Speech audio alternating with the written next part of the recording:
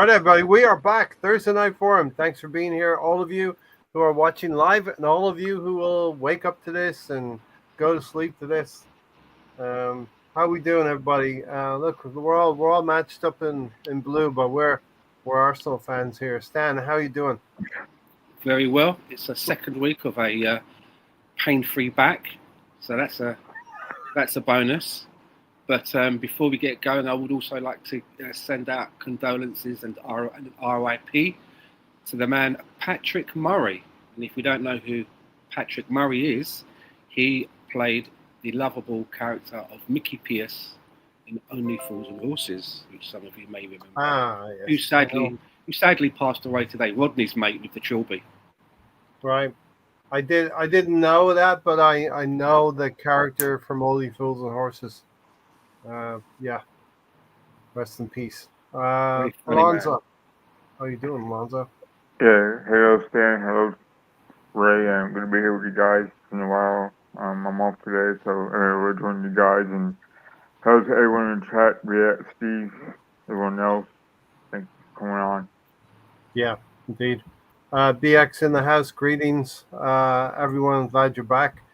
Yeah, we'll try to be more regular. There is another international break coming up. Not this weekend, but the weekend after. Arsenal so soon? Really? So soon? Don't tell Tony. It just was 5 minutes ago since we had the last one. Yeah. Stephen's in the house. Stephen, thanks for being here also. Hola, Misfit. And did someone make a wrong turn about a mile back? I don't know what that's all about. But anyway, going live. This has been a great week footy-wise. Yes, if you're an Arsenal fan, this has been a very, very good week. We'll definitely get into that. But listen, I have a starting monologue a little bit. My opening thoughts. Here we go, Stan and Alonso. In 2003, 2004, we were the top dogs. We were the Invincibles. We were the Arsenal. It wasn't Chelsea until Mourinho came along and did it.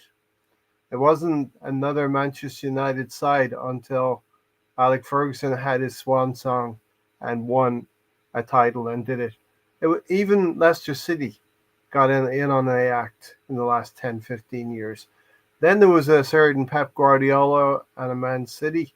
Struggled in the beginning, but eventually was able to allegedly, controversially win a few league titles. And let's remember, Liverpool fans, it wasn't you until a certain Jurgen Klopp came along and your club got yourself in order and you started winning something and competing with Man City. The whole point of this is it's not going to be Arsenal until Mikel Arteta and Arsenal do it. We won't be able to have the bragging rights, but I believe maybe this season we can enjoy it a little bit and feel like our time is very, very close.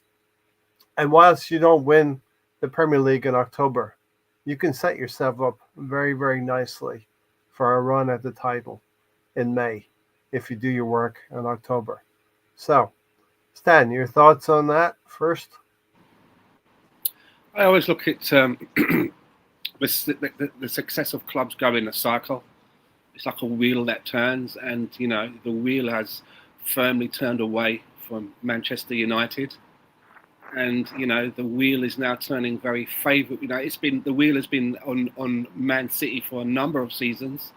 They've dominated for the last 5, maybe more seasons, but I do feel now that the wheel is kind of turning away a little bit from Manchester City. They're still very formidable, but I think that everybody now, if you speak to them in the street, a football fan, and you ask them who's going to win the league, and they take off the hat of their club, they're more than likely to say one of two clubs. Mm-hmm. One of those is Liverpool, and one of those is Arsenal, seeing as that we've held that second place for 3 years, for 3 seasons. A lot of investment has been made, which I think has really strengthened our position. So it's going to be a big season. And I've always felt that it's a very, very good team that can win the league, and last season that team was Liverpool. But I've always said that it takes a great team to win it the next season, back to back. something that we haven't done. Mm. You know, which I'll hasten to add. So, you know, it's going to be interesting to see whether that's something that Liverpool can replicate with their success of last season and become a great team. Yeah. Yeah, listen, good points there, Stan. Alonso, it's been, a cycle that's covered 20 years. So we don't want to be waiting 30 years like Liverpool had been waiting for a Premier League title. We're on, 21 seasons now? It's about time Arsenal hit that cycle and hit that uh, sail and wind in their sails, right? Yeah, and Arteta's been at this for a while now, and you know, if you know me, Ray, I'm a big Penn State fan, and it also again to it also a big game again, and Yeah. James Franklin again, didn't properly manage the game. And I think to myself, well, we're always on the cusp of winning the Big Ten title or winning, going to further in the playoffs, and they should.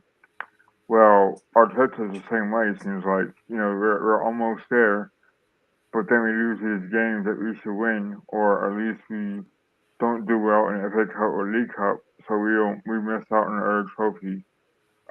So I think that again this year we're almost there, but then I'm afraid in the past few games we lose ground on Liverpool, and our season's doomed again.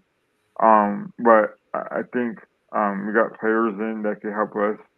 That'll be a rotation or come to the bench that can help us out. So again, we're front runners to win the league. However, in the past, we've always been uh, against a team or teams that you can't beat because either take it for granted or don't respect them enough, or they're a little bit better than us. Maybe the last minutes of the game and get a lucky goal, or VAR getting involved. So I think it's time to put up a shut up now for Arteta. If you can't win us the league this year, then there's answers to be said or asked, questions to be asked. Yeah. We just come out of a very difficult first phase of the Premier League in particular. Manchester United away from home, Newcastle away from home. We'll talk about that one on Sunday. Um, Liverpool Liverpool. away at Anfield, not easy to go there, and they won a 50-50 game with a wonderful free kick. Fair play to them. We'll have to deal with them when they come back to the Emirates. At home, Joker has had his time with Leeds United, and I forget the other team that he scored against recently.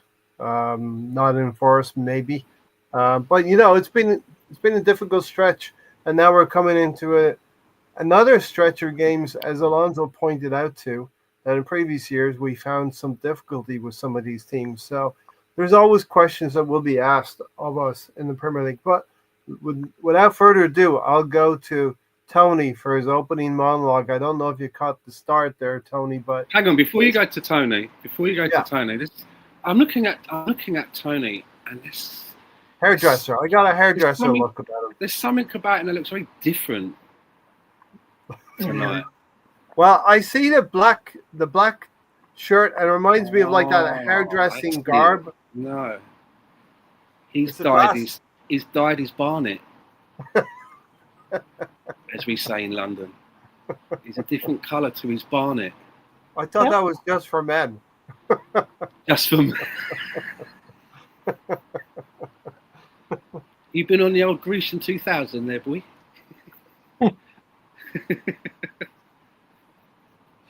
Tony, take it away. Either confirm or deny Stan's assertions. Well, I didn't get to it, Stan. What did you say, Stan? I said it looks like you've dyed your barnet, and barnet is Cockney Wyman slang for hair. Yeah. As in barnet fair hair. I got mine highlighted. I got that part. I got mine highlighted too. It starts currently season, but Hey, Stan, we need to step up our game up here upstairs. We need to do something upstairs, Stan. I don't have a hairdresser. I don't have a hairdresser in my trailer. Yeah. Well, you I get just got blue M&Ms. true, I, true, and I'm grateful for those, Ray. I am grateful for those. I, It I, comes to your door I, every day, every week. I can't help it that I have a beauty shop as part of my house. Yeah. All right. Makes it Now, easy can to we do. bring it back to Arsenal now? Can we bring it back Sure, to Arsenal? Tony, your sure. opening monologue. I don't know if you heard us talking about the cycles of football, and this could be our year, and it's October and not May yet, and there's Yeah, an international but break but coming up. but I remember now. It's said 3 years ago, right? You said we had a 4 or 5 year window. Just Coming because close to the end of that, aren't we? so we're kind of boxing in. You have Saka, which is on Ozil money now. Oh, Wait, what? 300 bags for Saka. I saw All that just right, before yeah. we came on.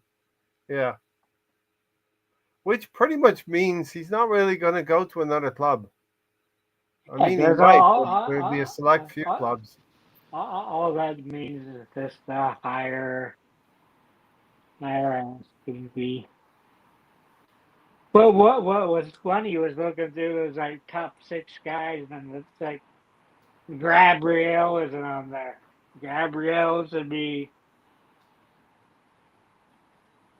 Yes. he shouldn't be that far behind Saliba because he's a better He's player. already just recently He's a better signed a player new than contract, Saliba. though, hasn't he, Miguel X? Yeah, but this was based on a new contract.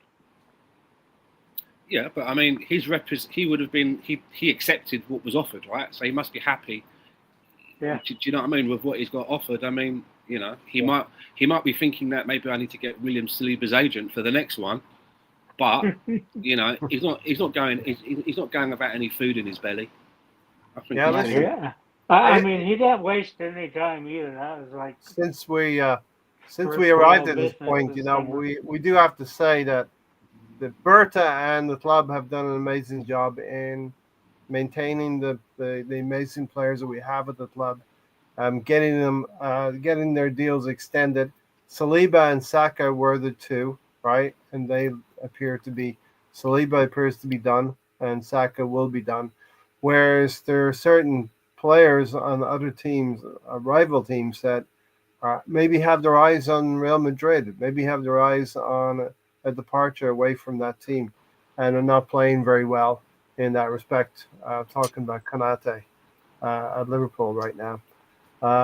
Last 8 years, it's been City versus Liverpool. They've been the front runners. Says BX Gunner. We need to win to be properly part of the conversation, in my opinion. And listen, I don't think we should buy into the media narrative just yet. There's a lot of football to be played. The tipsters are coming around now. They've flipped over from the Liverpool talk to now bigging up Arsenal a little bit. You know, BX goes on to say, "We're so close. I can smell the polish on the trophy, but we must capitalize this season." First 6 matches, I'm surprised we kept it to just 2 points as the gap to Liverpool. And now we need to go for the lead in the next 6 games. Exactly. And the next 6 games for Liverpool, well, it's Chelsea away from home this weekend, Manchester United at home, and then they play a Champions League game against Frankfurt. They play Brentford away, and then they play in the Carabao Cup Crystal Palace again. So Liverpool have a difficult month ahead of them, whereas Arsenal, play 4 of the next 5 at home at the Emirates. And the tricky fixture, as Alonso maybe pointed out earlier, was going to Fulham, going to Craven Cottage, which has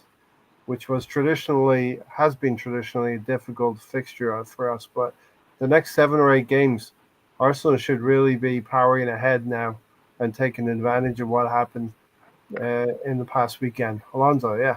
Yeah, so I know being an Arsenal fan, I'm sure it can speak for everyone around that we were all nervous about how the season would go on. Only to only lose to Liverpool in a close game of how they did. It wasn't all that bad, to be honest. We could have done better against City, of course, but we turned out all right, given the fact that Liverpool have now their tough stretch ahead. But we can't take no games for granted either. Um, but yeah, I think it's now flipped where now they had their tough part of the schedule, and we had the most probably easiest road. That shouldn't mean we should take no games for granted, but we should be able to do the job. Yeah, well, there's nuances to that as well. We can look at the Anfield game and say and really remember back and say, well, did we really go for it as well? Did Arteta really set up to go and win the game, losing 1-0 in the end? Playing Mikel Merino, I think Zubimendi and Rice together, those three in midfield.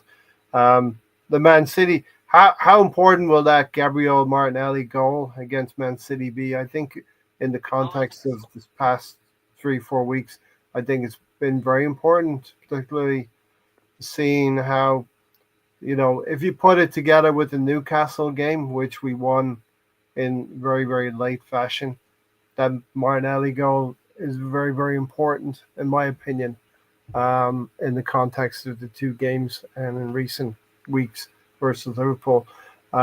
Stephen said, Man United, Liverpool, and City, we played Arteta ball. We went one win, one draw, and one loss. The other games, we didn't play Arteta ball. We won all of them. That should tell you everything about the last 2 years. And there's been some talk about, Mikel Arteta just trusting the players on the bench, trusting the talent that he has. And maybe Eberechi Eze will be a huge key to the season in bringing him in. Tony, what do you think? He made a huge difference on the weekend. You could see that Arsenal was finally doing what you need to do. You find Bucharest, you give him the ball in space. You play the ball to empty area, he runs onto the ball and tries to create stuff. As he was creating stuff himself too, but that was the most involved you've seen Bucharest because that's what type of player he is. He runs on the ball, he runs into the area.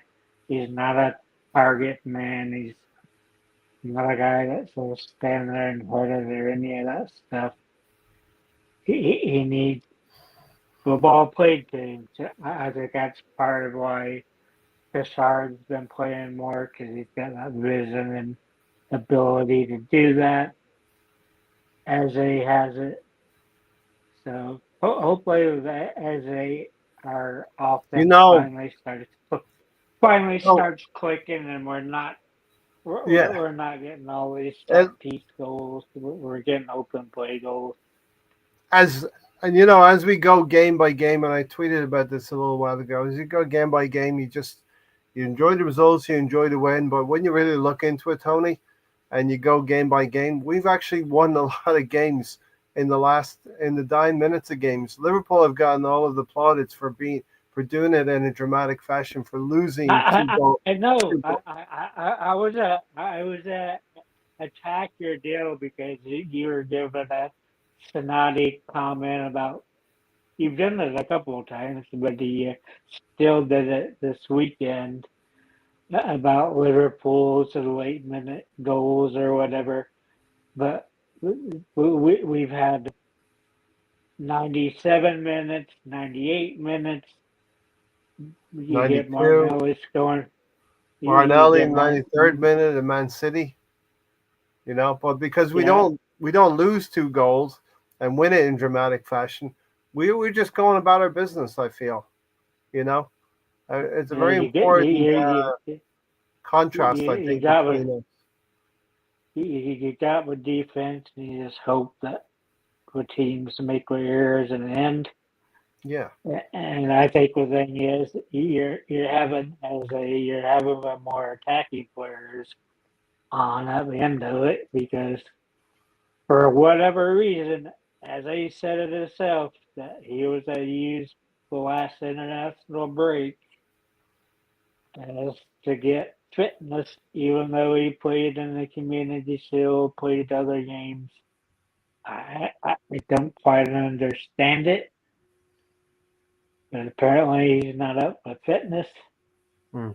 That's one thing we could have looked at this summer. Do physio, because all these muscle injuries. The other thing as There's well, something between. Tony and Alonso, and maybe Stan, who's listening in the background. The other thing that's happening is I'm seeing a lot of players that are vying for the same positions on the field. I'm talking about Martinelli. I'm talking about Trossard.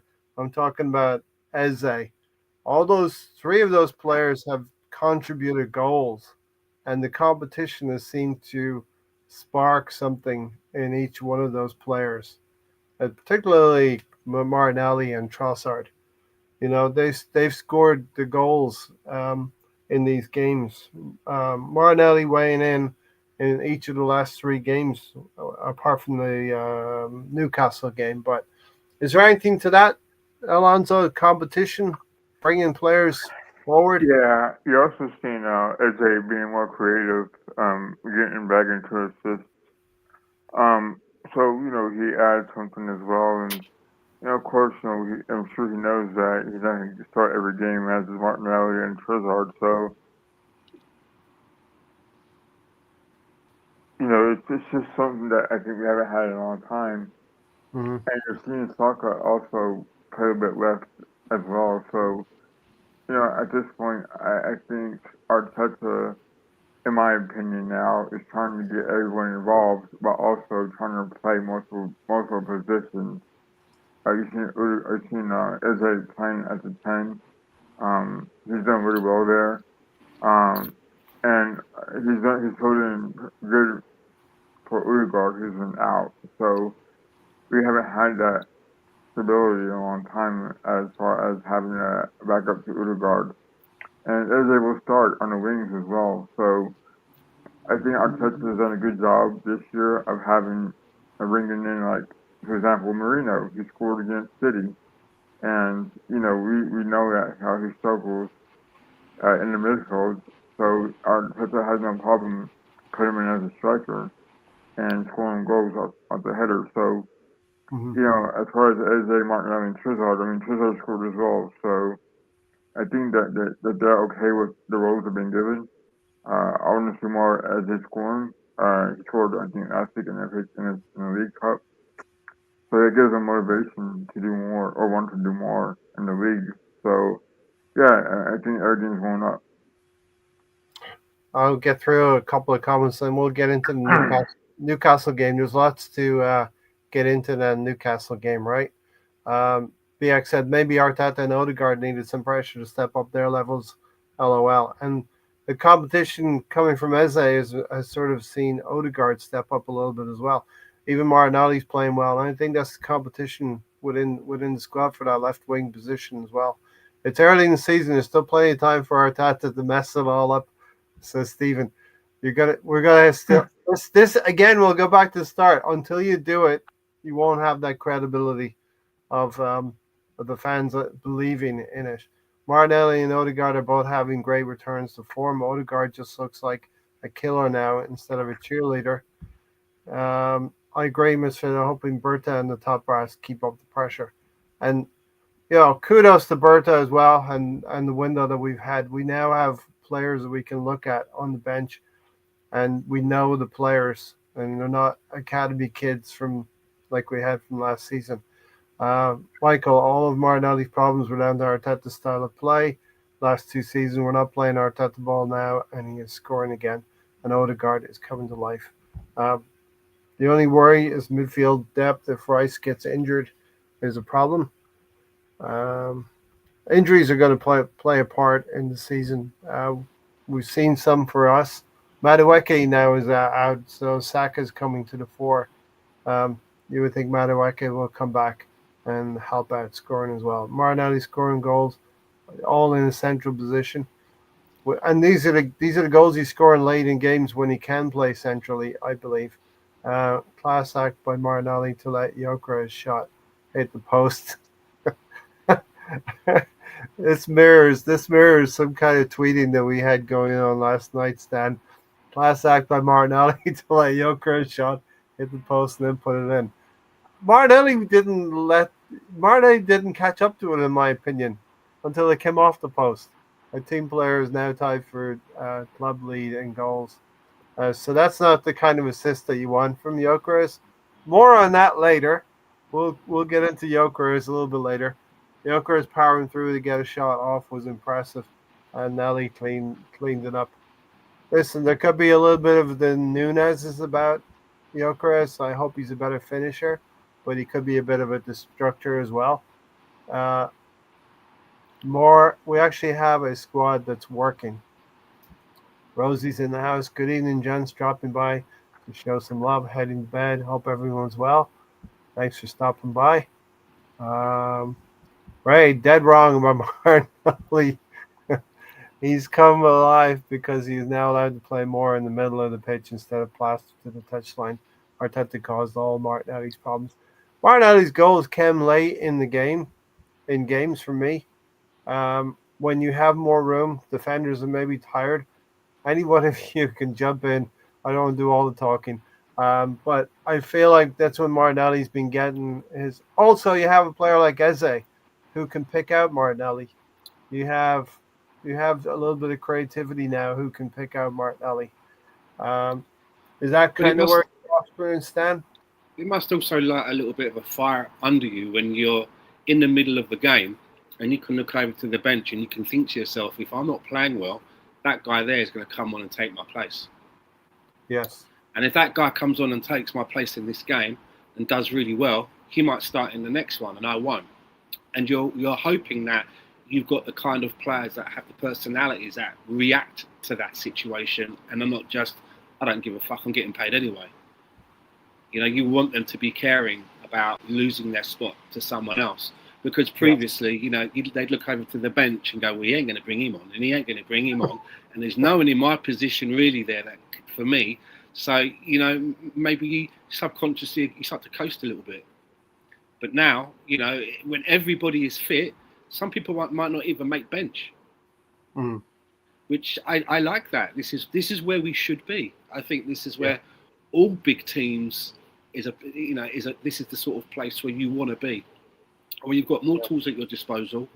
And I'm not saying that you want everybody walking on eggshells, but there's no more of that conning yourself. And I've said it a few times in this broadcast where you have a player and that player doesn't have anybody that's giving him any trouble. There's no other player of stature that can start instead of him, you know? And I always go back to say Hector Bellerin, because Hector Bellerin spent a long period of time where there was no really other a right back. And if Hector Bellerin was fit, he would play. And I just think that you get to a period where you could find yourself in the middle of a game. So maybe the 60th minute, you're having a stinker. You're not going to get hooked, and you can con yourself by saying, I know I'm having a bad one, but I'm going to do better next week. I'll make up for it next week. Why? Because you know you're getting picked next week, irrespective. And then next week, what happens? You find yourself having that same conversation again. Whereas now, they can't do that. You can't con yourself because you continue to have a stinker in game. There is somebody of quality that can come in now and take your place. Yeah, that's got to be good. That's got to be very healthy for us as a club, as a team, to be in, right? Competition is good. You can name any player who started in the first 11, any of the last 2 games, and you could name any player, and we could tell you a player who could come in, if he's not playing well, a player who's on the bench who could come in and do a job and perform, and maybe even keep the shirt, as Gary would say, in the next game. Our fully fit squad will have our opponents weary and fearful. Here's something to ponder as well, Stan and Tony. The different approaches from the 2 rivals for the Premier League title this season. And I think can safely say it'll either be Arsenal or Liverpool at this point in time. Liverpool went out, sold a few important players for them in Nunez and Diaz, brought in the likes of Trent Alexander. Trent Alexander went. They brought in some fullbacks who I contend those fullbacks are dodgy defensively, and we've seen that, right? They brought in Florian Wirtz and an Isak. Yet remains to be seen how they will fare for the remainder of the season. They're shoehorning. They're playing Sabozza. They're doing what they're playing Sabozza like right back to shoehorn him in. Yeah. I saw didn't they play Frimpong on the right wing the other day? Yes, and at Crystal Palace, and only brought him on for a few minutes as well. It's almost like, okay, maybe Frimpong's been injured, but these are the things that they told us last season. Injuries, you got to deal with injuries. Injuries are not an excuse, So we heard this last season from them. So don't let any Liverpool fan tell you. No, I remember in their first game where Kirkes and Frimpong played in their first game, they got hooked. Both of them. Yes. Got hooked. Frimpong had a slight injury, but he came back from injury and hasn't really featured. And Kirkes, to me, looks like, he's struggling a little bit. And then on top of that, you've got Konate, who can go through some really weird moments in games. And if you remember when we done our preview, Konate is very inconsistent. When we had our game preview when we went and played them, I said that what I would do is that I would focus the attack nearer to Konate because he's looking very susceptible to make errors and mistakes. Yeah, and we didn't go for it. So what does that leave you with? An aging Virgil van Dijk in the back four. Mm-hmm. Do you know what I mean? They're creaky. And maybe only a number 6 in Gravenberch, who's probably been their most consistent player, but he can't play every game for Liverpool. So they bring in who else did they buy? Ekitike, Isak, and Wirtz. And Wirtz hasn't done anything all season. I actually told you in a previous podcast that Wirtz would not play some games, and he's being dropped out of a couple of games now. But other pundits and analysts will tell you that even though he doesn't have any goals or assists, he's up there for creating chances. Yeah. So interesting approach. Liverpool have done it that way, whereas Arsenal have chosen to spread the wealth around and bring in numerous players of very decent quality. And so right now I think we're feeling good about our approach to the summer window and the players that we brought in. Fair? Yeah. Steven said, Stan, I disagree because Martinelli's defensive game didn't suffer. He's probably one of the best at running back to defend, if not the best on the team. It wasn't his attitude. I don't know if he's... Maybe not. I don't think when I say that, I don't think he was like acting like a Bertie Big Bollocks or anything like that.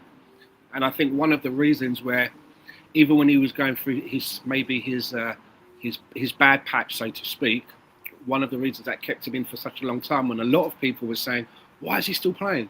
Is because he does very well in that defensive part of the game, And I think Mikel Arteta, we can all probably agree that Mikel Arteta is a more of a defensive-minded coach than an attacking coach because of you only have to see, as someone else said in BX said, that our defense is stacked. It's high quality. We've got good replacements. How many goalkeepers did he go through till he found the right one?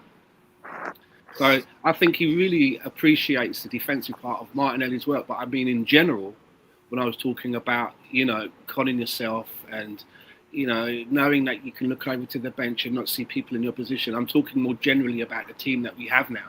It runs through the squad. But with Martinelli being, I do think there's probably been a slight tactical tweak as well. With Martinelli coming in more centrally and not running the ball down to the corner flag and then trying to go past a couple of players and a lot of the time not working out or trying to get the cutback. It has looked a little bit more centrally. Yeah. I wonder if that's a deliberate ploy, though. I'm kind of maybe explaining it as a happenstance of something that's happened in games. Players come off and Martinelli has the energy to... Maybe Martinelli comes on in games and has the energy to run through the center and connect with Trossard and Eze, the creative players who can find him. And we've been saying for a time that Martinelli is a lot better through the middle. He's going to get, first of all, you get a better look at the goal rather than coming from the left, inside left channel. And secondly, players are tired toward the end of the game. So Martinelli's definitely benefited in that way. whether it's a deliberate ploy from Arteta or and the coaching staff, for me remains to be seen. But it's definitely welcome. We're questioning Martinelli, he stepped up. Tony?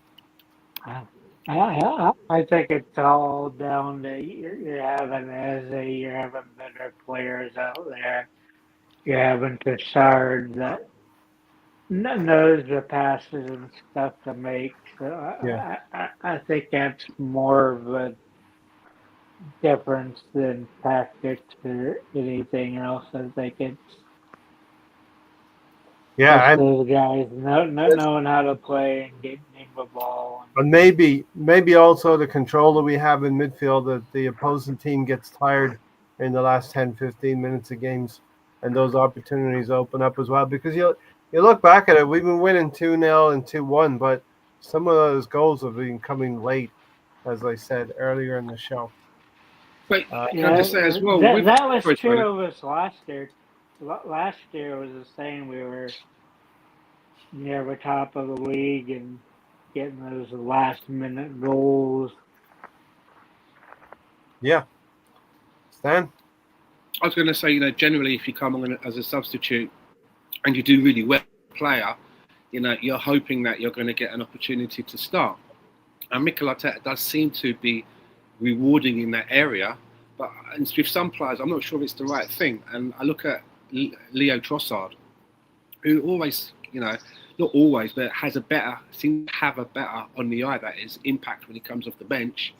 And I've seen it a couple of times now where he's had an impact off the bench.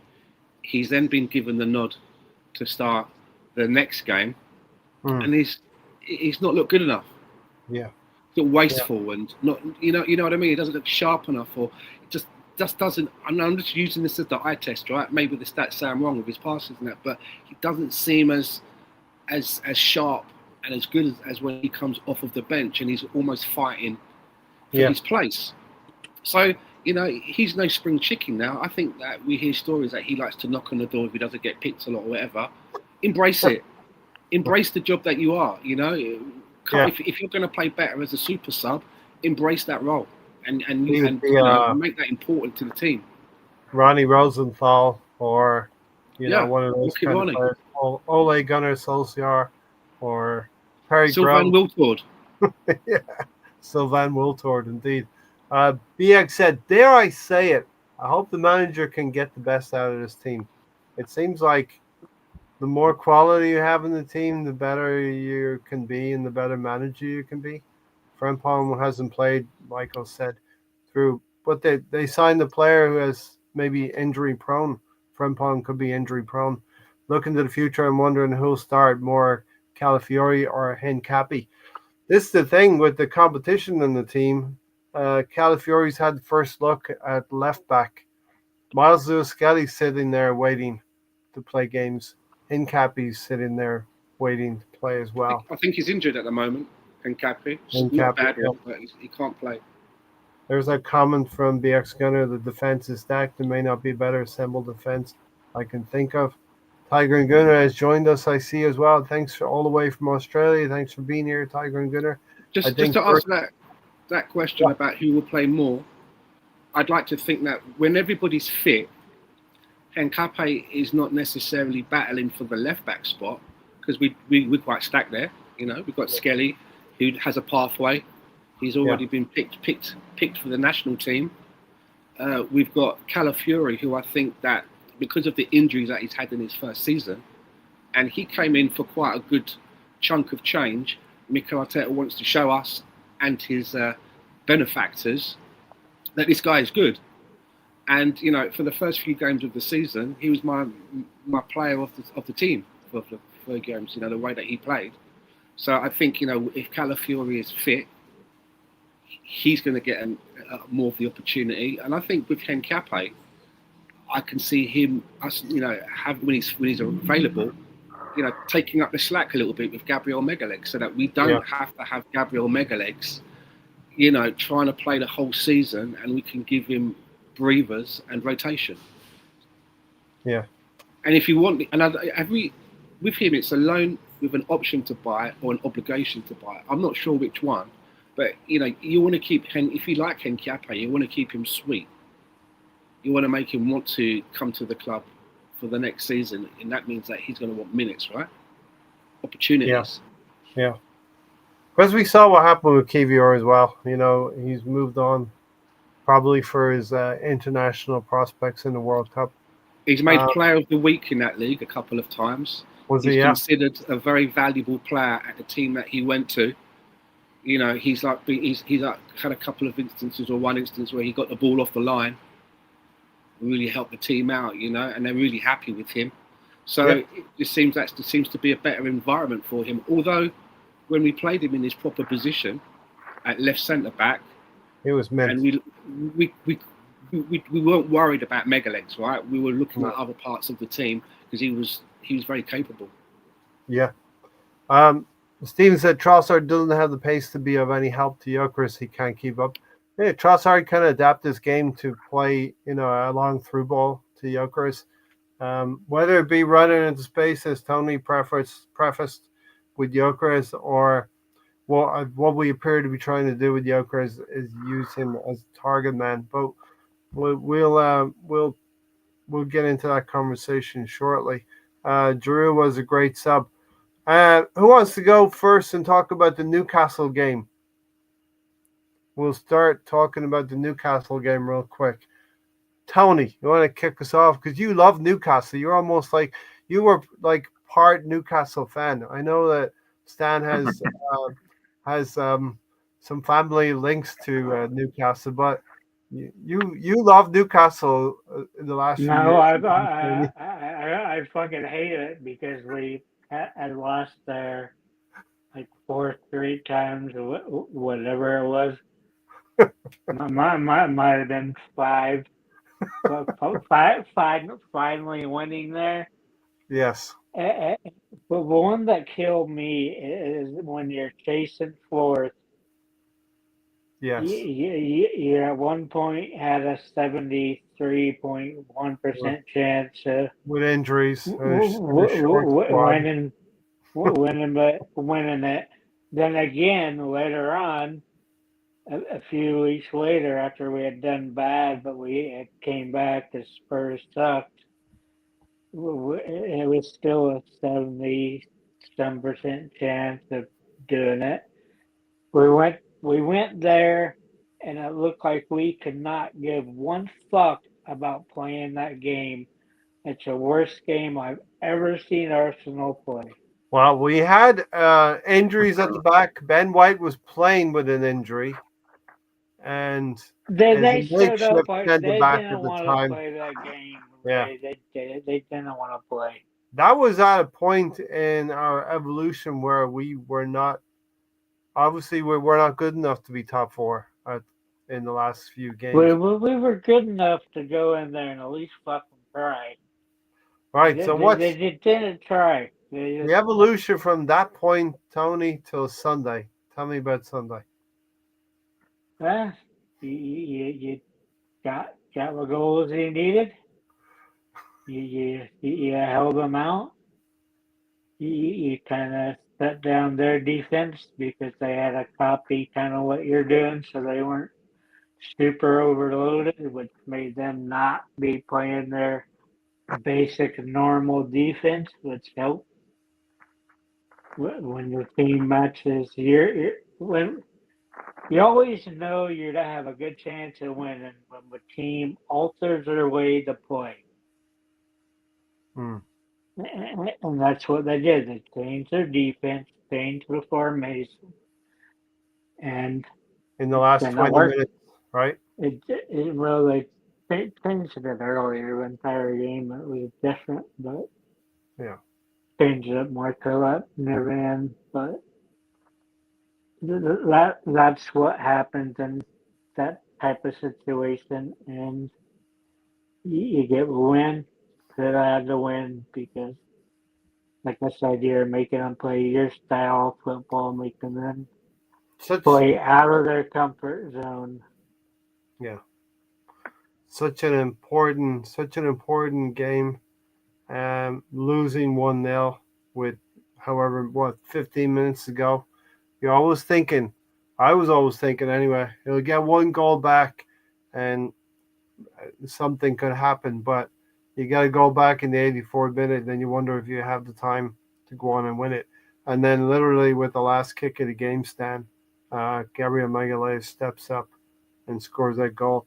And listen, I know I was shouting and screaming myself. I think all of us were probably doing that uh, within, and that's the great thing about football. In the last minute of a game, you can win it. My cat hit the roof, man, when I jumped off of that sofa with that winning goal. I mean, this is what football is about, right? Yeah. But apparently, again, there's always an opportunity to have a dig at Arsenal. It just seems to be the fashion. Look at Arsenal celebrating like they've just won the league or something. And I'm like, who doesn't celebrate a late winner? We're not the only ones. I mean, it's part of it, right? The game that's really important. You've had some really bad refereeing decisions go against you. You've got people online who are up until that point slating Gabriel Magalhaes for going down in the box with the incident with Walter Mead, which we can talk about in a bit. Oh yeah. And then to redeem himself with that late winner when there's literally a minute left on the clock. And I was sat at home on the sofa. My missus was in the bedroom on the phone to her sister. The cat was next to me. And they're saying, like, they're criticising the Arsenal players who were living that moment, the way they celebrated. I don't know what Richard Keys would have said about me, the way I jumped off of my sofa. Probably woke up my neighbours. Get in, fucking up. It was like, it wasn't even coherent. There was a lot of fucks. And then my missus, what's going on? She thought like the house was like, I was burning something down in the kitchen. That's what football is about, that emotion. And, you're sort of sitting there and the person that's, was getting, pelters vindicates himself. It's great. That's what football is all about for me. Yeah. So, it's one of those ones where you're buzzing. It's like, that's you for the rest of the day and the next day. You're just buzzing, man. My missus was like, I want to do this today. And I was like, whatever you want, doll. Do you know what I mean? I'll put that shelf up now if you want. I'll go and mow the lawn. Whatever it is, nothing could ruin my day after that. That's the thing. The missus, they generally don't know that that's the right time to ask for a project to be done. Oh, she knows. You gotta wait for that big win. You gotta wait for that big win. She knows. She knows. She's like light bulb. Big Arsenal win. That shelf. He hasn't put that bloody shelf up yet to get the hammer out. Do you know what I mean? Alonso, I'm doing it, whistling away. Do, do, do, do. Usually I'd be like, "Fuck that shit, man." Alonso, how many shelves did you put up Sunday afternoon, Alonso? A lot because I was working. Right. So, of course, I didn't watch the game, but I kind of kept up with it. And my coworker, who's also an Arsenal supporter, when he walked up towards me and it was like, yeah, Magalhaes just scored in like 96 minutes. I was like, man, this is incredible, man, because in the past, Arsenal would have given up, or at least not even for a goal. Yeah. So they're going to keep on going at it. In the past, they've always bullied us. They've always bullied Arsenal. I remember 2 years ago, they got away with one, right, on 3 offenses. And it took VAR like 10 minutes to figure it out, right? And to have a win at their place after all these years, kind of, it was happy because, Palace had lost the day before or earlier in the day. So give us hope that, or they won Saturday. Sorry. Beat Liverpool, yeah. So it was like all-time high for us. Like Stan had said, it was like, and my team finally won, and here I am talking crap to my Liverpool coworker, and they're like, we could have been eight points down, and now we turned the tide. We're 8 points, 2 points ahead of them, and it's like, wow, it was like football's not a roller coaster. And it's like, this is the type of win that champions need to win games. This is what we got the whole time. It's like a win at Newcastle, his final season. And, you know, there's a lot to go in the season, but this win right here can propel us, Arsenal, to win the league. If Yeah. he wins like this, that will help. A huge swing in the weekend. Chelsea lost. I never really looked closely at that, but they lost to Brighton at their own place. So that'll make Danny Welbeck, man. Chelsea. That'll make Chelsea Danny Welbeck. very, very, very Oh close. yeah, great. he got two, didn't he? Yeah. Who got two? Crazy, man. Danny Welbeck off the bench. He got 2 goals, did he? He got a brace. And I've mentioned many times how I'm very You like fond a of Danny brace. Welbeck. I like Danny Welbeck. I don't know what it was. I But hated you like him. the We signed brace him. more. Didn't want him. Not another. I don't want this guy from United, but he endeared himself to me so much that I always, if I hear his name, I want to see. I look out for him. Man. So I was very pleased. I watched the match of the day, like the highlights and that, and I was very pleased with that. You might like Danny Welbeck, but I think you like a brace more. Danny Welbeck is going on me too, Stan. I always root for him because he got hurt, unfortunately, in the Europa League that game. I think it's Olympiacos for some team, and part of me want to root for him after all that. So his goal against Leicester, that was a late winner. Talking of late winners, remember that? Was a lot of one. 92nd minute there, I think, something like that. But yeah, a great weekend. Brighton beat Chelsea. Chelsea are primed now to have Liverpool come to Stamford Bridge on the weekend.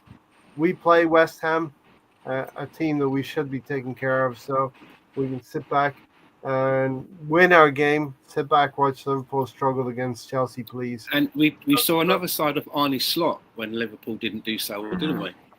Yes, so another side of the man with the shiniest head in football. He looks like he buffs it up in one of those machines that buffs up bowling balls. Slot. Yeah. We saw another side, and obviously, had that been our manager, I'm pretty sure that the volume and the coverage of that incident would have been a lot bigger because it really kind of like went a little bit under the radar, right? Mm-hmm. Yes. Remonstrating with the fourth official on the sideline. Is that what you mean? Yeah. Right? And the other thing as well, post-match comments about Gakpo losing the ball when it was really Kirkes's, as we mentioned, Kirkes struggling. It was really Kirkes's clearance, kicking the ball out for a throw-in. Crystal Palace player allowed to dry the ball off with a towel. We must note these things. That's allowed. It's allowed on a Saturday, but not on the Sabbath, Stan. Not on the Sabbath. You can't use. Thou shalt not use a towel to dry your ball. Do you know what? Apparently, I heard them talking about this on Talk Shite, and you know what the rule about the towel is, right? Here's the rule: a goalkeeper can bring out a towel, but sometimes have you ever seen a match and you see there's other towels dotted around the pitch? Yes, they're just around. Well, yeah. both teams. I think it's both teams have to agree to that with the officials before the match. If one side doesn't agree, I'm not sure, then they don't do it. So obviously there was none around the pitch, probably, right? I didn't see it, I didn't notice it. Calafiori's going, oh, there's a towel. It's going up, you know what I mean? And the referees, because it's Arsenal, we have to really impede on the rules, right? Yeah. But yeah, it did look very petty, didn't it? I mean, I didn't know about this ruling, right? About the vote. So at the time, I was like, when's this been a problem? Yeah. Give me that towel back. Give me that bloody towel back. Mm-hmm. Eddie and Nketiah scoring the winner for Crystal Palace. Yes, get in, Eddie. Helping us out there. In injury time. And there's a thing like, when he came off the bench, they brought him on, because I was looking, I thought, oh, he's not starting. Eddie's not starting. And when he came off the bench, I kind of laughed. Because I just thought, I would not have put money on the table that he's going to come off the bench and score that goal. No. Well done. Yeah. Well done, Eddie. And, Arsenal go on. Good goal. He nutmegged him. Good goal. Great weekend. BX said, title winners, contenders have quality on the pitch, on and off the bench. And on the bench, we're finally well prepared to go on a real run. This is a no number 2 team this season. Rule has joined us. Haven't seen Rule for a while. I'm glad you're doing well, Rule. A good physical test for the team. Yeah, and that's the thing. Newcastle are not an unphysical team. A lot of emotions in the game, which we finally got a hold of in the second half. And I know Olympiacos was somewhat of an easier game, but to go on and win the Olympiacos game in kind of easy fashion is a testament that we can handle the emotions of beating Newcastle in the last minute, winning a vital Premier League game and 3 vital points, and then go on to win the other games. So we can go on a run now. Tiger and Gunner said he woke up the neighbours. It was being that it was late in Australia. Saliba was enormous on that. Gabriel goal, the way he stopped their keeper from getting to the ball was classic. Never really rated Nick Pope either. The shithousery celebration by Gabriel brought me a lot of joy. Actually, when you saw Eddie and Nketiah coming on, when I saw Trippier coming on from Newcastle, I was like, all right, happy days. Trippier is not the player he used to be. He's a bit of a liability in that team right now, I think. And we were trying to get back into the game. This was the game where Gyökeres literally got muted. The Newcastle player actually got his fingers in Gyökeres' mouth. So there is discussion to be had. We're holding that, right, for a few more minutes. We had Ben White back, our shithousery talisman. Benjamin, come on, call him a name he likes to be I called. thought you were writing the book there for a second. Speaking of Stan's wife, Tony, Saliba was always going to play for Arsenal. Only legends remember that quote.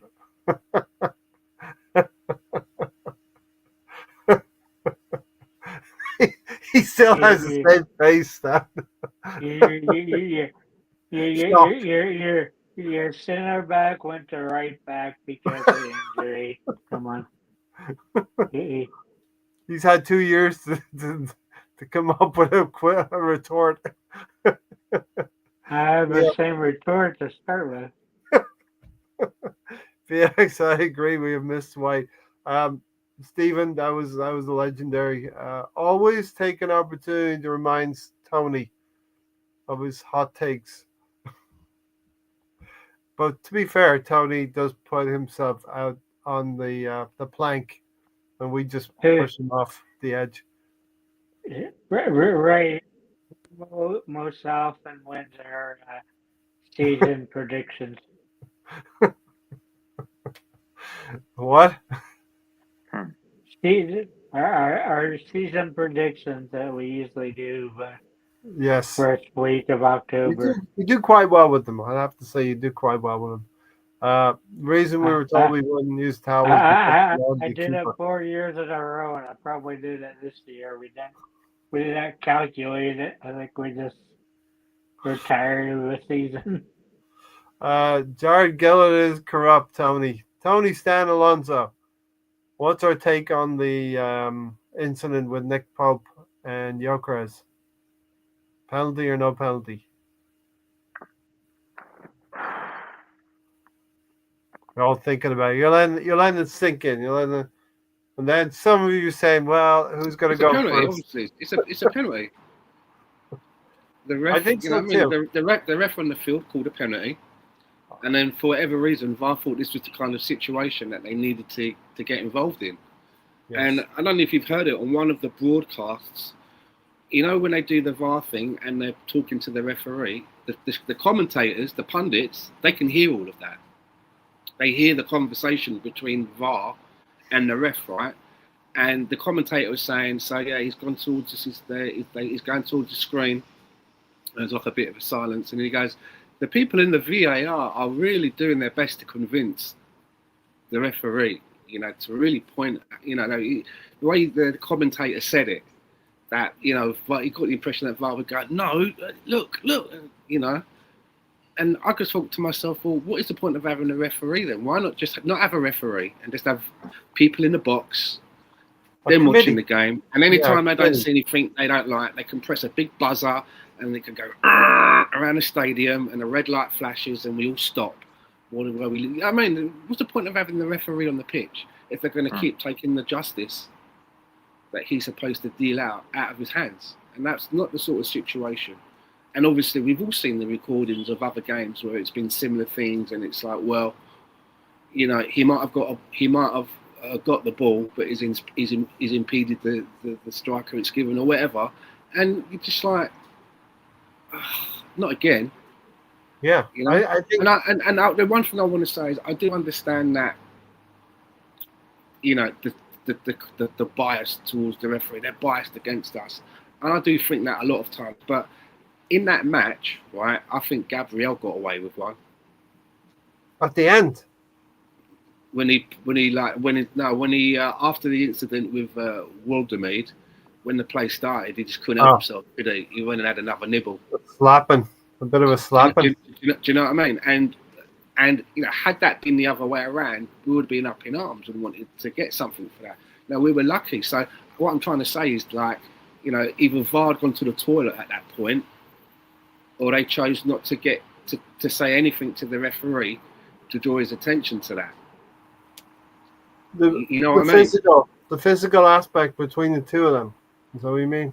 Yeah, you know, and if there was obviously something against Arsenal, they would have gone straight in on that. Hey, well, look, you missed that. Gabriel, he just slapped him. Gummy Bears did it to Jorginho a few seasons ago.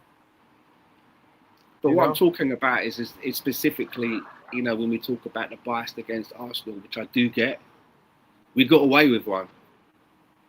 We definitely got away with one, unless they were, you know. But that penalty decision for me, I think they really went out of their way to take that away, which made the win even sweeter. Yeah, we didn't just beat Newcastle, we beat them as well.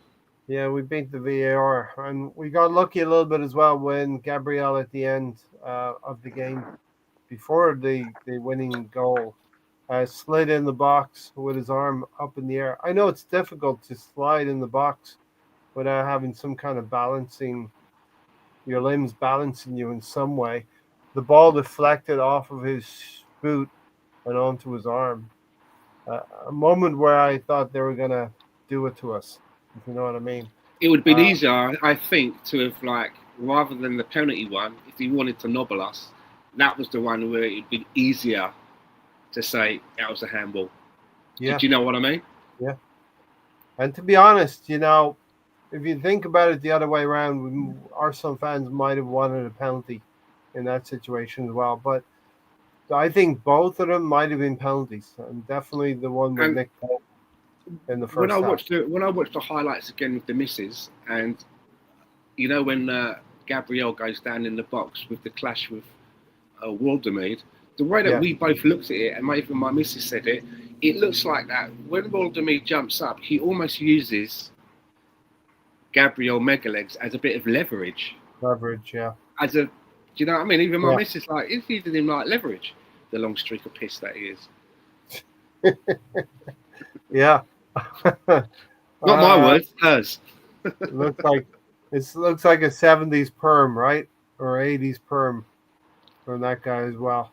But sometimes us fans want our defenders to show that they're being pushed or fouled, to almost like exaggerate that there has been something happening, and maybe the exaggeration the referee doesn't buy in that situation. And then rival fans saying that, you know, Gabriel was not strong enough in that situation, which you kind of also feel as well. You've given away a cheap header to Newcastle, and they scored off the back of that. You know? Yeah. But Gabriel would come back and get the winner for us. The same thing happened last season. It was waved off.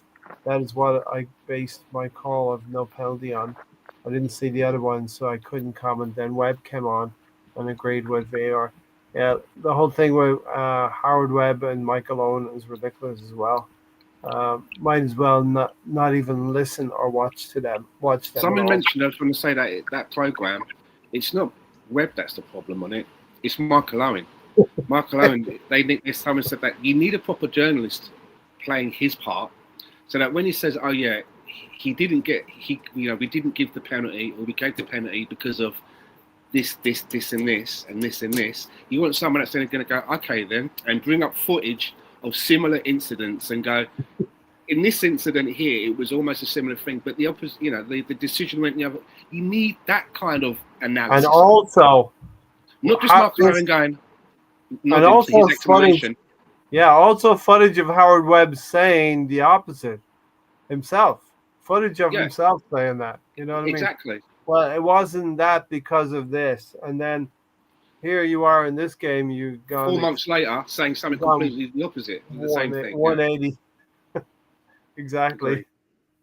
Crazy though. And Michael Owen does just nod and agree to everything that Howard Webb is saying. And that's why, fans will say the PGMOL are a circus in some respects.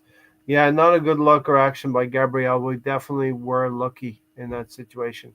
The call on the Gabriel for the sliding handball was correct. Thank God Oliver wasn't running VAR. Yeah, listen, thankfully, Stephen, we haven't been affected by the PGMOL too much.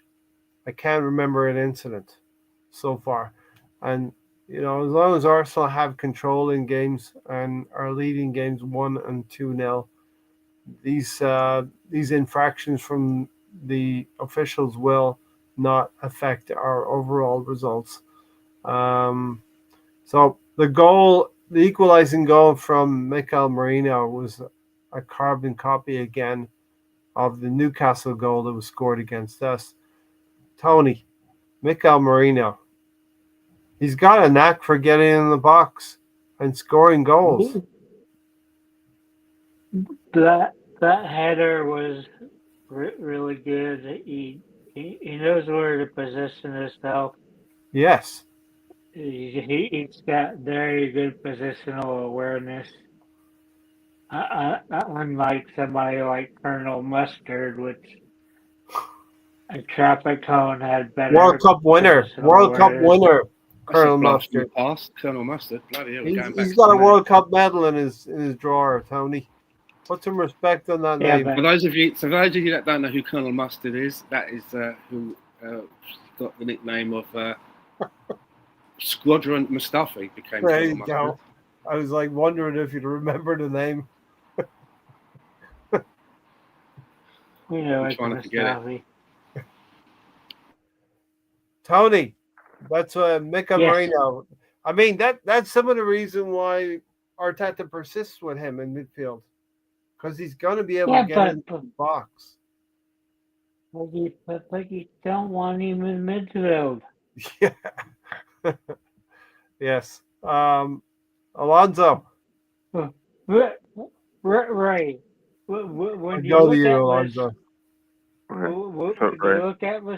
When you look at the starting 11, you see Mourinho on there in the midfield. Mm. You know you're losing out on something.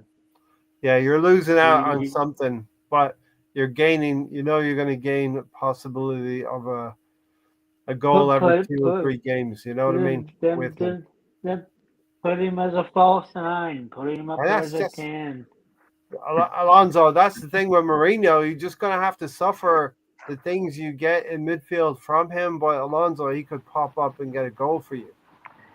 Yeah, like he did last year. Remember, Havertz went down, and it worked. It worked very well, actually. Yes. Even for him, I think he scored against Real Madrid, if I'm not mistaken. So Arteta has a way of putting players in positions that work for the team, not necessarily for them.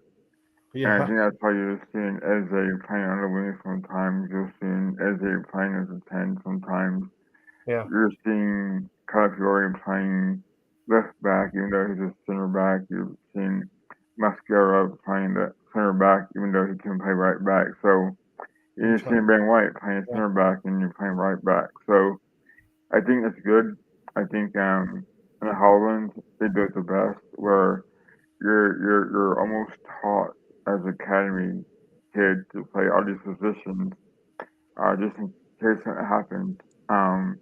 I think Miles Scully was originally a midfielder, but now he's playing left back because he's that versatile. Um, you're seeing that a lot in Arteta's lineups, where you're seeing the players playing out of position, which is good. I'm for that because it works. So yeah, I mean, I'm okay with Moreno coming on and scoring a late winner. Even though, and even Martinelli as well, coming off the bench. And I think you saw the League Cup where you see Martinelli line up as a striker, which was different. Um, so, like I said, Arteta knows how to get the best out of his players. Um, and the season's not even over yet, so I think you're going to see more players play out of position. Yeah. As Steven said, Mourinho has scored the most goals for us in this calendar year. Combining, started from February when we didn't go into the transfer market, when Liverpool walked away with the title. And we owe Liverpool something this season as well. Mourinho is the most clinical finisher of the club, hardly wastes any chances. I can't really think of a chance that he's missed. You know what I mean? Stan? Alonso, he reminded me, he brought my mind all the way back to that time when Havertz went down, because we'd already lost Jesus, right? And then we're going to be using Havertz. And then the window shuts and Havertz goes down, and then we're like, okay, who's gonna step into this one? And when we found out it was Mourinho, we all shut our pants, didn't we? We're like, what? How's this gonna play out? Look at Mourinho's gonna be playing like through the middle, and the lad done very well. He done very well for someone that you don't think of as a player that plays that position. Quite consistent, wasn't he? Mm-hmm. Consistently scoring goals. Yes. Yeah, he was quite consistent. So, I mean, the goal that he scored recently, again, very valuable. And I think that's I think he's earned the right to be in and around the team. Yeah. I mean, right now, if you're going to be playing Gyökeres for the amount of minutes he gets in the game, you can't keep playing him to 90. I would prefer at this particular time that Mourinho's main job is the one to give him a breather when needed, not in the midfield. Okay, when Havertz comes back, we can maybe look at that differently. But for now, when there's no Havertz, I would prefer Mourinho to be the next one off the rank, so to speak, when Gyökeres can't play the full 90 or needs a rest or what have you. A couple of things spring to mind for me out of what you just said, Stan. Who does it affect when Mourinho gets those minutes? Who does it affect? Probably Ethan Nwaneri the most. And secondly, does Havertz and Madueke and maybe Jesus coming back present something that's going to slow our momentum a little bit when they come back? Because now we have. There can be times when we put the team out. We don't have to play Declan Rice in every single match. Yeah. We can have him on the bench having a breather, and then you can have somebody like a Mourinho acting in a kind of a box to box role with Zubimendi deep, Odegaard being a little bit more, the one sort of like being more creative. But you can have Mourinho as that box crasher, box to box, and being able to crash into the. So it doesn't. It all depends. This is the thing. We've got so many players now. There'll be times when Zubimendi won't be playing in that deep position. It'll be Norgard. Yeah. And maybe Eze, maybe Eze's playing in the Odegaard position, and maybe Marino's playing next to him, or maybe Havertz is somewhere else in there. There may be times where we have Havertz and Gyökeres in the team on the pitch at the same time. Yeah. And you've got Mourinho on the bench, knowing that if he needs to bring on somebody that can be in a striker role, he's there as well. But he may choose, when Havertz is back, to have him in the team somewhere, almost playing as a second striker. Who knows? Because he likes Kai Havertz, and he's one of the biggest earners at the club. You'd think that he's going to, have a role to play. I don't think he's going to be backup striker. And I think, as I said, coming out of the summer window, you use part of the start of the season as your preparation, as your preseason preparation. You're never going to hit that first game firing 100% on everybody firing at 100%. So Manchester United was scrape a win 1-0. We didn't start so well in the Premier League, but now Mikel Arteta's got, and he's trying all of these combinations with Eze, with Madueke, with how does Odegaard play with Eze? How does Martinelli, Trossard, and Eze look on the left wing? So these are all of the combinations that Mikel Arteta needs to try, and in some ways is still looking at before, and it's starting to mesh. We're starting to see the results coming out of this Newcastle game as well. Question from Stephen: who would you prefer as our second striker, Havertz or Marino? Alonso, you want to go Yeah. first? I'll go first. Yeah. So, to me, seems like Havertz would be the ultimate choice. Simply because he done so well last year before he got hurt, and also the year before that when he first came to Arsenal. Um, with that said, it's good to have these battles, right? Because we know Jesus more likely is not going to be there much longer. However, like I said before, um, you could try to fix, you could try to put in either or in the midfield, see how it works out. Maybe change formations once they come on,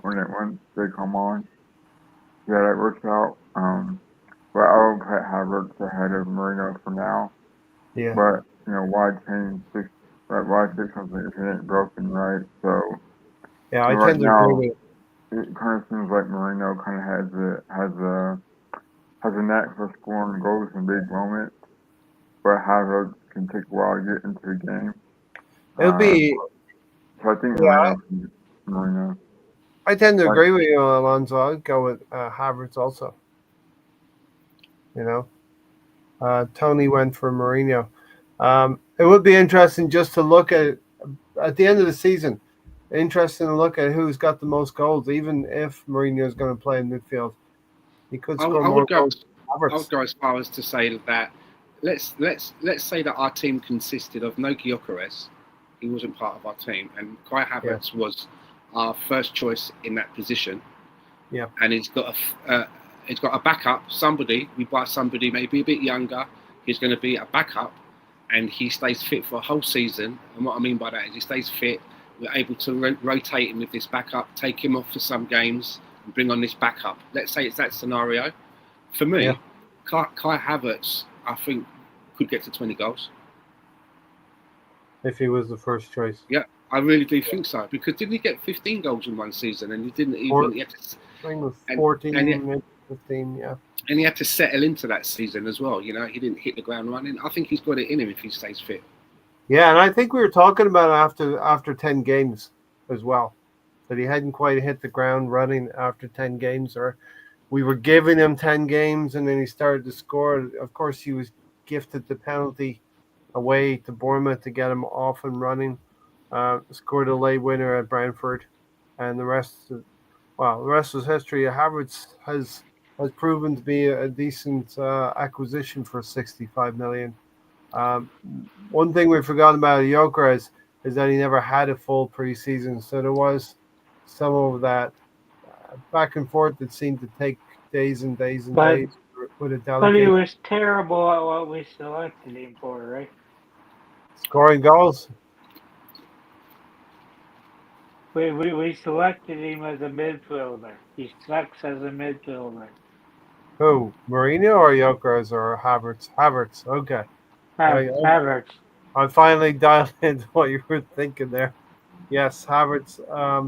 Not the midfielder that we wanted, but the midfielder that we got. Right? You know what they say? Another one of those happy accidents where you have the injuries. I will tell you, football is full of happy accidents, Tony. Mourinho, there's many a career has come from a happy accident. Many babies born. Jesus. Thank Jesus for Jesus going down. Yes. Mourinho and Havertz do seem to have a good partnership when paired up top in the box. Yeah, it'd be interesting. I mean, there will be a point in the season where we will see Gyökeres and Havertz maybe play together up top as well, one behind the other. May- Maybe a 4-4-1-1, getting close to the 4-4-2 stand once. Don't forget, Havertz has way more experience of being up front. Mourinho is nowhere near his ceiling yet.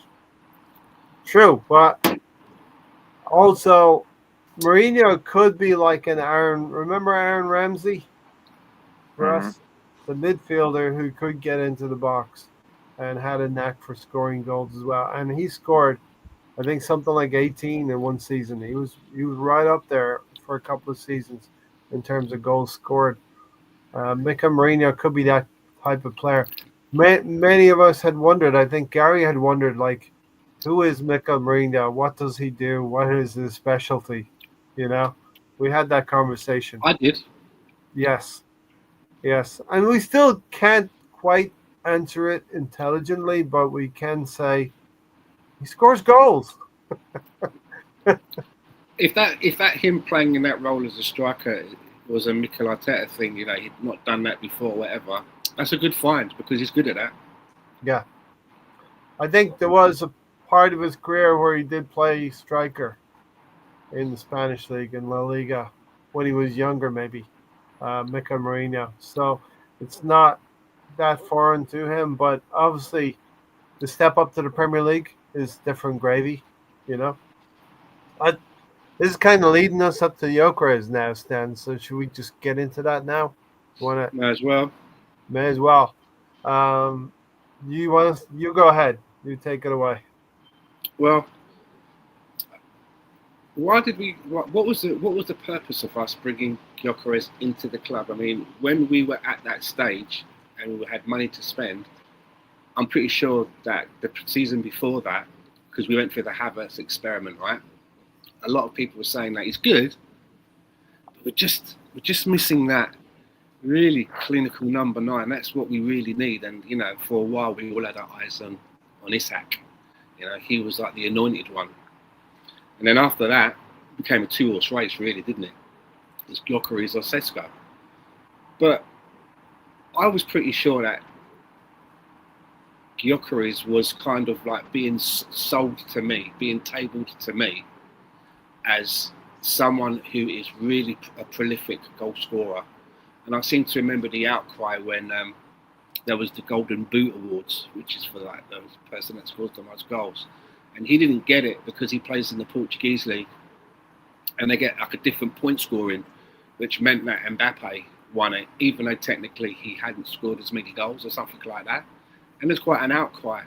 And so I've been watching him play and I'm looking at the stats. And yesterday I tweeted out, so this is like Gyökeres, he's played 9 games, he scored 2 goals, but he's only scored in 3 goals, but he's only scored in 2 games. In 9 appearances, he's only scored in 2 games, 2 of those, right? Yeah. And I said, I just don't think that's good enough. And then that's when they came for me. That's when they decided to come for Social me. media. But it was kind of like, we're not allowed to be, we can be critical, but we can only be critical in a certain way. Because a lot of the people that came for me, they were telling me about how he's good at doing this, he's got power, he's good at holding up the ball, you know what I mean? He's good at doing all this he's a beast. And I would say to them, all I'm talking about is he's played 9 games, and in 9 of those games, he's only scored in 2 of those matches. If you're happy with that return, then good for you. And then they would all say, well, of course I'm not happy with the return, blah, blah, blah, blah, blah, blah, blah. And I would just go back and say, well, so you agree with me then? And that's all I was saying, right? And then it was like, yeah, but you're being too critical. I'm like, so we've just agreed that his return's not good enough, but in your eyes, that's being too critical. Yeah. It's like, where would this end? And I just feel like a lot of people are starting to, a lot of people go, yeah, but at the end of the season, he's going to do this and do that. Now, I've got two balls, right? None of which are crystal. So I can't see into the future. I don't have that luxury. I can only look at what he's doing today, now. And I'm looking at it and thinking like 9 games, and he's only scored in 2 of those matches. And some of those matches as well, you know, a team that had just come up from the previous division, and I'm Nottingham Forest. And I just think that there could be a little bit more, right? So, I mean, what was your opinion of Darwin Núñez as a player when he came to England from that league? His tenure as a Premier League player for Liverpool. Right. I mean, I knew he was prolific coming from the Portuguese league, right? And it was somebody that you had been talking about. He was on your radar. Liverpool paid a lot of money for him, and for me, his best season was 11 goals in one season. His best season was. Now, did he cause havoc for some defenders? Yeah. Did he score some big goals in big games? Yes, but only 11 goals in the course of any season. It's not enough for me. For Darwin Núñez to turn in 84 million, something like that. They spent. I think he scored 25 goals for Liverpool in the whole time he was there, in all competitions, right? Yeah, so not good enough. Not good enough. So what if I was to tell you then that in the first 9 games when he came to England and played for Liverpool, in his first 9 matches, he scored 4 times. Mm-hmm. And he scored in 3 matches. Okay. So if you compare that to Gyökeres, who's played 9 games, all competitions as well, and only scored in 2 of those matches, look where Núñez ended up. It's very good that he's a beast. Listen, I'm glad that he's got strength. I'm glad that he can kick a football 5 yards in front of him. That's great. But I mean, he was sold to me as I was thinking that he was in that tier of like Lewandowski and Mbappe, Haaland. And I just read about this tweet, right, that someone put. And I won't mention their name. No. I might do actually because it's quite good, but I don't want to give them anything. But they were like, Arsenal fans are going to excuse whatever Gyökeres served. Only tap-ins, goals. They'll claim he's a cold-blooded killer. Goals dry up, but his link-up play is good. Neither lie about it or claim he gets no service. And that's kind of how I feel about it at the moment. We should just be able to like call it what it is. And like for what he was brought in to do, so far in 9 games, I'm just not seeing it. It's like someone else says that their new defence mechanism is comparing him, Gyökeres, to average footballers now and saying, look, but he's better than them. The guy said that he was in the same table as Haaland, Lewandowski, and Mbappe. Do you know what I mean? So, like, it's a similar thing. Do you see where I'm coming from? Yeah. So now, here's where I come in, and I'm going to slightly, if this is a debate, I'm going to take the other side a little bit, right? If this is a debate, I'll let Alonso and Tony... one more bit as well. It's one. Gyökeres has been good, but these blanks are a problem. His main selling point was he scores goals. All right. Yeah, absolutely. Listen, I'll have my say, and then we'll go to Alonso and then Tony. Okay. So, like, I agree with you. Coming from the Portuguese league, this guy was a goal-scoring machine. I would not rate him as the levels of a Lewandowski, Mbappe, or whoever else you might have quoted. He's not a Harry Kane, but I thought coming from the Portuguese league, where he scored maybe 50 goals in one season, if you got half of that in the Premier League, that would be a very, very good season. So if he gets for me 20 or 25 in the Premier League, that's an extremely good season. I'd get him about 17 or 18 as a marker where he should be hitting.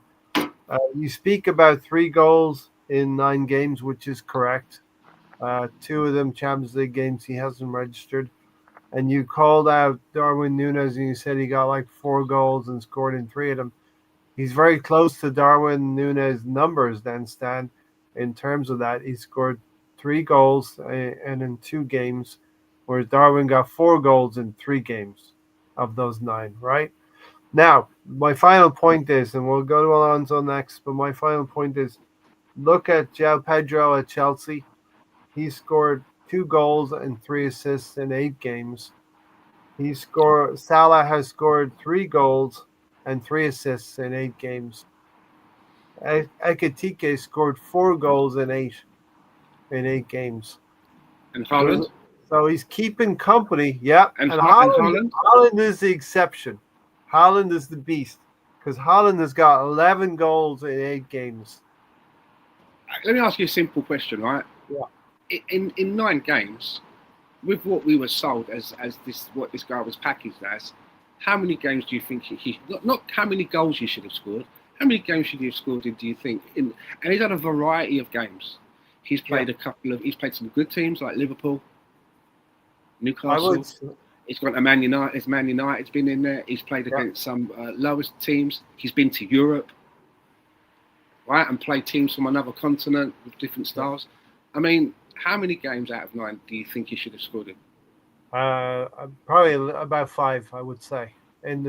Against 5 teams, he's only scored against 2 teams out of the 9, scoring 3 goals. I think he should have scored maybe against 5 of those teams, and 2 of them would have been our European competition, Olympiacos and Atletico. Here's my last one before the 2 boys come in. Right, this is my favorite. This is my favourite excuse of all of them, right? I really liked Gyökeres's performance again tonight. There's been a lot of talk about how Arsenal get him chances, etc. But I think what the team is really realising is how they can use him as a sponge. Occupying defenders, holding the ball up, taking the hits so that the other wingers can do their thing. And I'm looking at that and I thought to myself, I don't want to buy a sponge. Yeah. That's not what we decided at the end of last season that we needed. No one said that we needed a sponge. They said that we needed a clinical goal machine. Yeah. So just call it as it is. It doesn't make you a bad person to say that you don't think his return is good enough. It doesn't make you the pantomime villain. Because it's not a good return, and you can dress it up as much as you want. You can sponge it up as much as you want. You can have him holding the ball up and being a beast, and all those things are good. But then we should have bought Lukaku. He does all those things. Lukaku can do all of those things, and probably has a better first touch. But we were told that this guy was going to be putting it in the back of the net like nobody's business. I ain't seen it. All right, Alonso, how about it? Gyökeres. So, at times, right, we haven't had Odegaard healthy enough at some games, most of the games this year. Mm-hmm. So Arteta puts in Bundy, Rice, and Moreno to start the game. Yes, sponge 14. And you make the argument that he's not getting the proper service, this and that, and to me it makes sense because he is like a fox in a box striker. That's how I see him as. Yeah. And you saw against Leeds how he could dribble. He could go in from the left and strike the ball and dribble. Yeah. And I think that he's missing a proper number 10. Now, Odegaard, and if Arteta he would change formation. He could have Odegaard behind him and have, those number 6s essentially playing behind Odegaard and protecting the back 4, and having Rice kind of be like Santi Cazorla role, right? We already have Saka, Martinelli, or whoever's on the left, Eze, whoever, been a wing and cross the ball into Gyökeres. To me, if I'm giving my honest opinion, I think they're still trying to figure it out. And it takes time because they haven't had an actual striker like Gyökeres.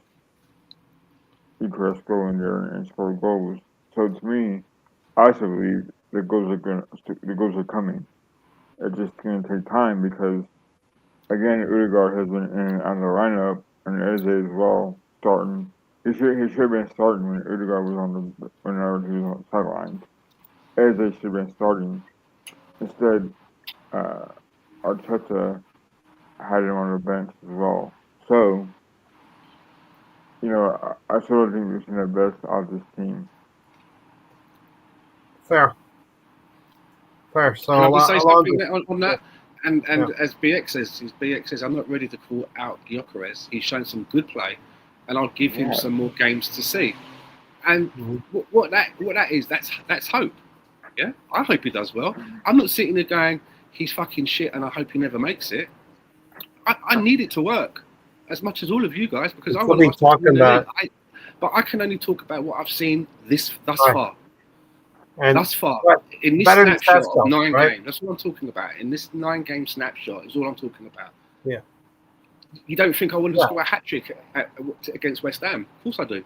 You'd be the I'll be happiest. happy. Yeah. I'm not going to be sitting there going, "Oh, I want him to do well," because it's in my best. No, interest. I think But it's now, a check.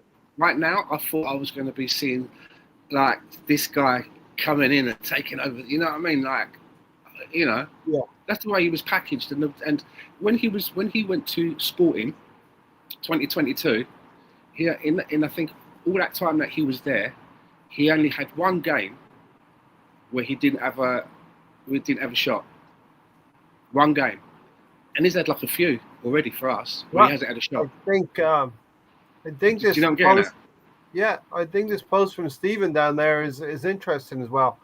I said last season that our getting a pure striker would be a waste of time if we continue to play Arteta ball. Well, maybe we're adapting a little bit. Now we're moving slowly away from that and toward accommodating Gyökeres and his skill set. But you have to remember, he wasn't born in Portugal. He moved there from Coventry, right? Yeah. So he settled in fine in Portugal, started banging them out, and there's only one game since he joined them that he didn't have a shot on target. So where was all the settling period? He's not a baby either. He's like, 27. He's been about. He's been about, but his first touch is like a bag of cement sometimes. It's not settling right? into. And sometimes I've seen him take shots and the ball's. Why does he always think that he's got a punch in the ball when he kicks it? He tries to hit it as hard as he can every single time. That's what he does, I suppose, right? It's not about adapting to the league. I think it's about adapting to the team as well and the way we play, and the team adapting to him a little bit. And you're right, Stan. It's not a criticism of him. You'll be the happiest if he scores a brace on Saturday before Liverpool lose to Chelsea. The next, as I said, the next 6 or 7 games are easier, technically speaking, on paper, will be easier. So, okay, he's had a rough stretch of it over 9 games. He's got 3 goals against tougher opposition, but over the course of the season, like anything else, you'd like to think that those things would even out. And this is just a check mark or a checkpoint in the season. It's not a full on criticism of him.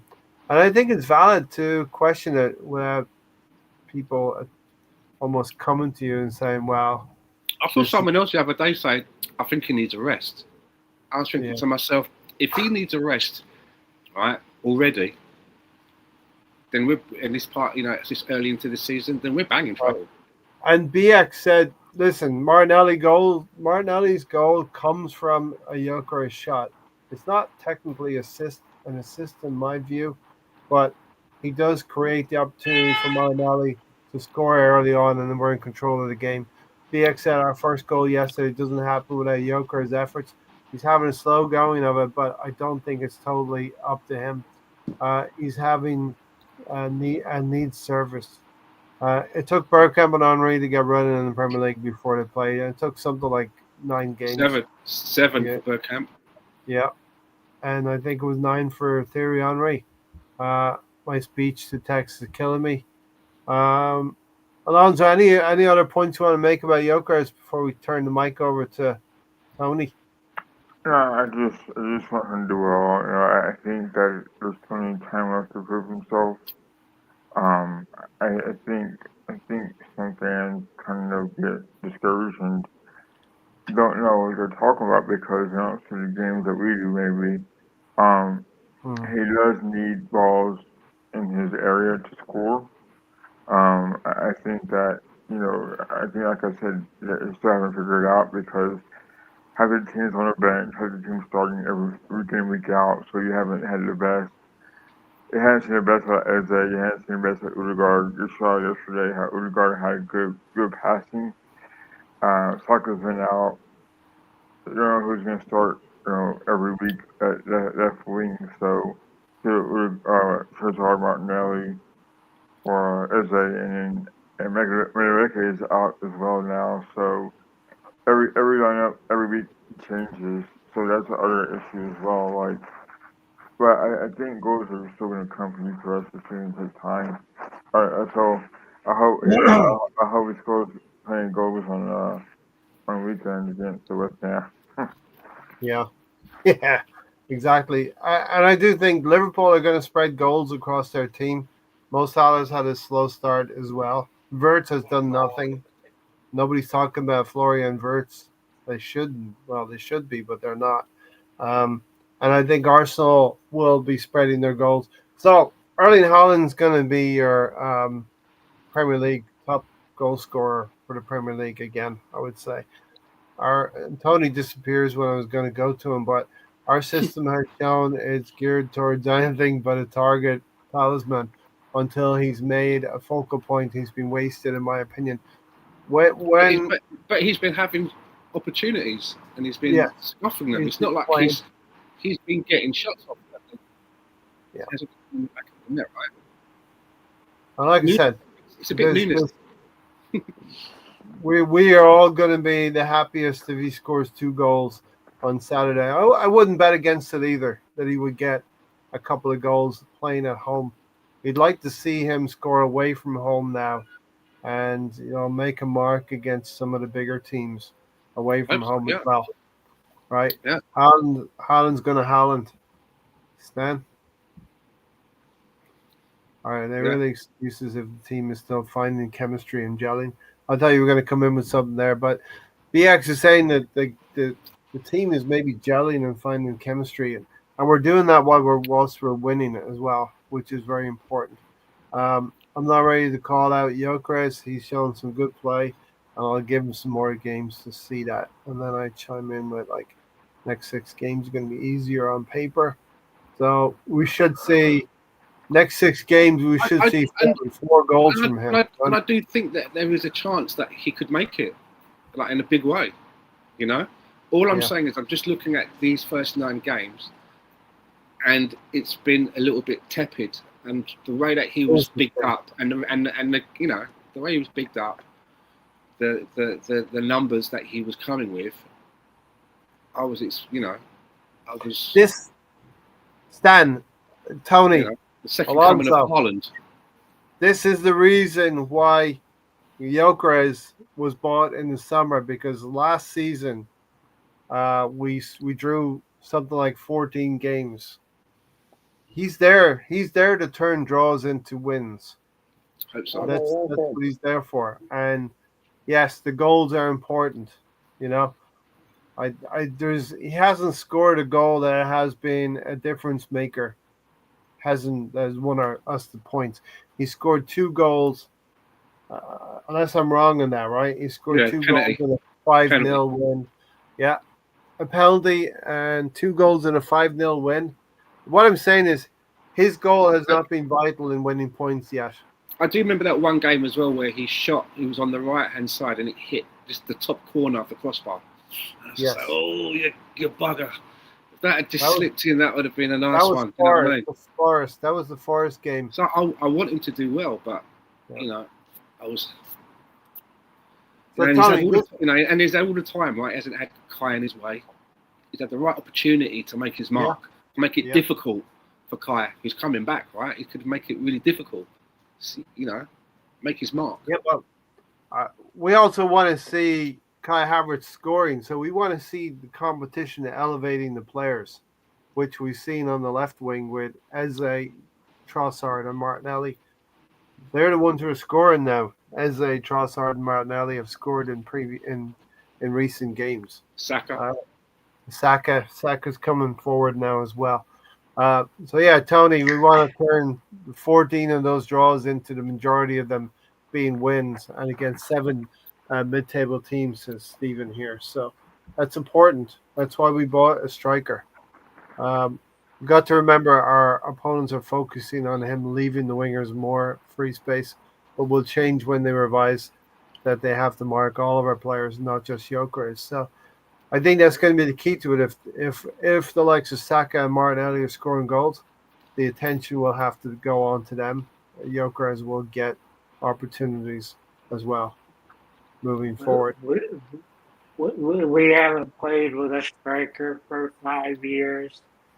The only time he tried to, he forced the left winger, Bummer, Perry, whatever you want to call the fucker.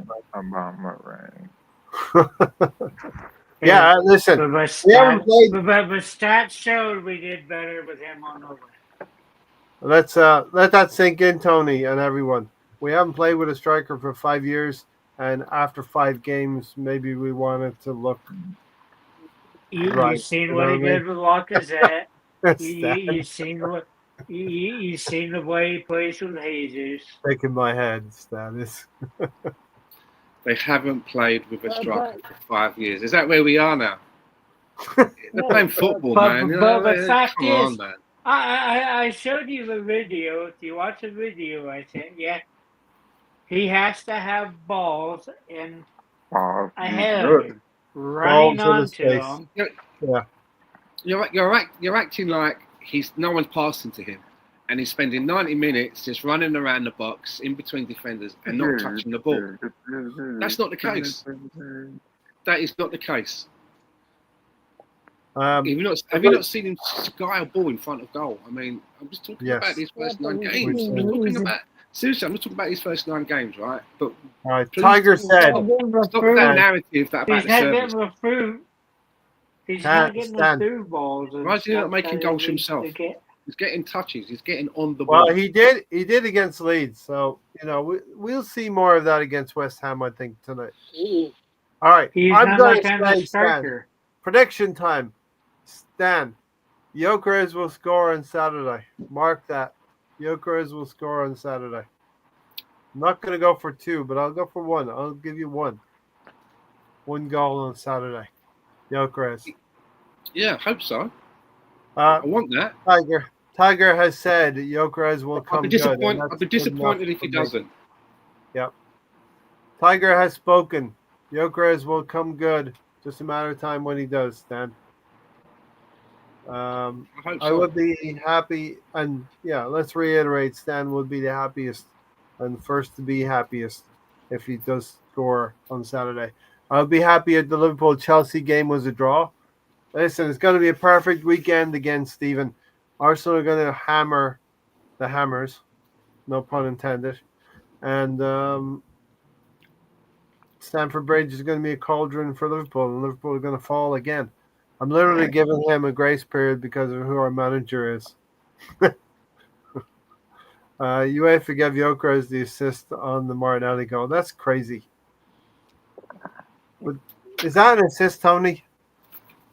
It's a shot on goal that's come off the upright. That's not really an assist, is it?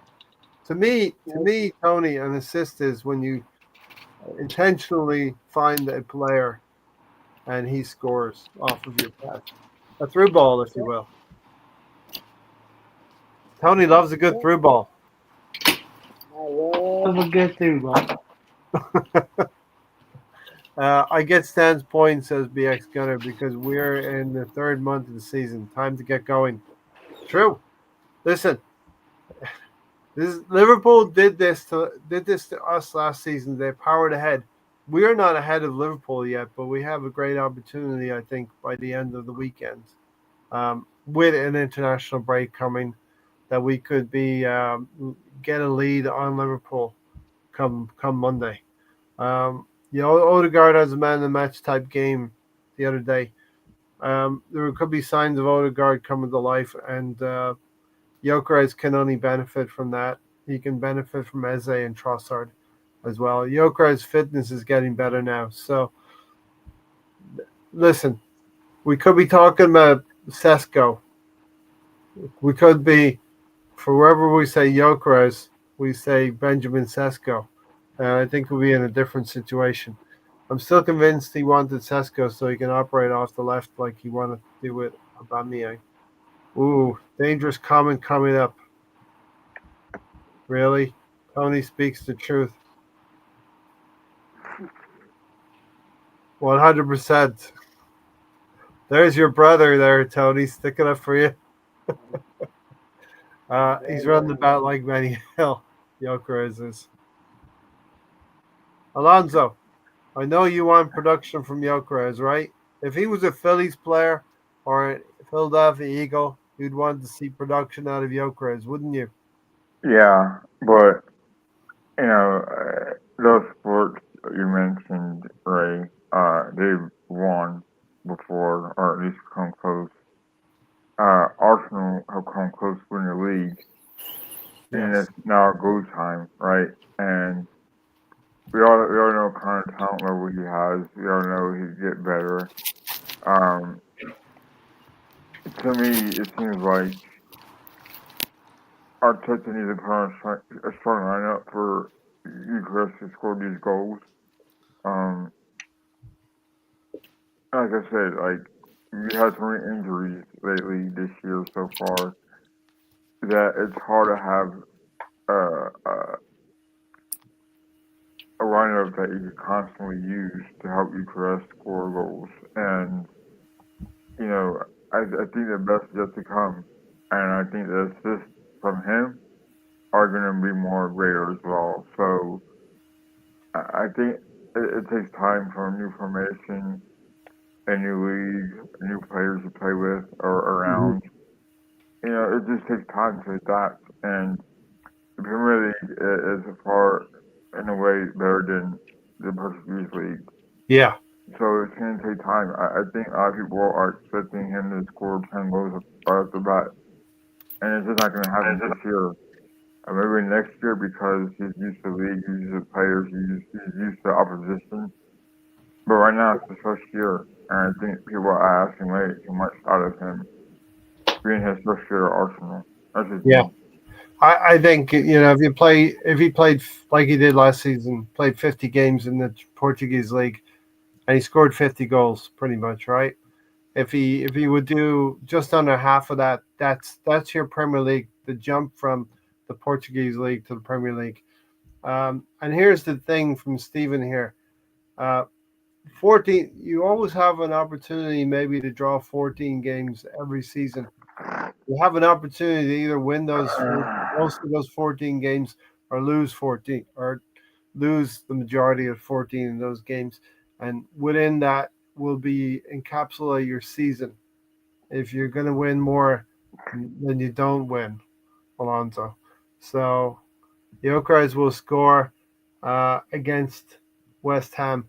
And Stan, we talked about this. There's a question from Tiger. What striker did you want Arsenal to buy? I mean, we did want. You would have wanted Isak in an ideal world, right? In the summer. I think you're on mute. Taking Isak out of it, right? Let's just put him to one side and say that that was an option.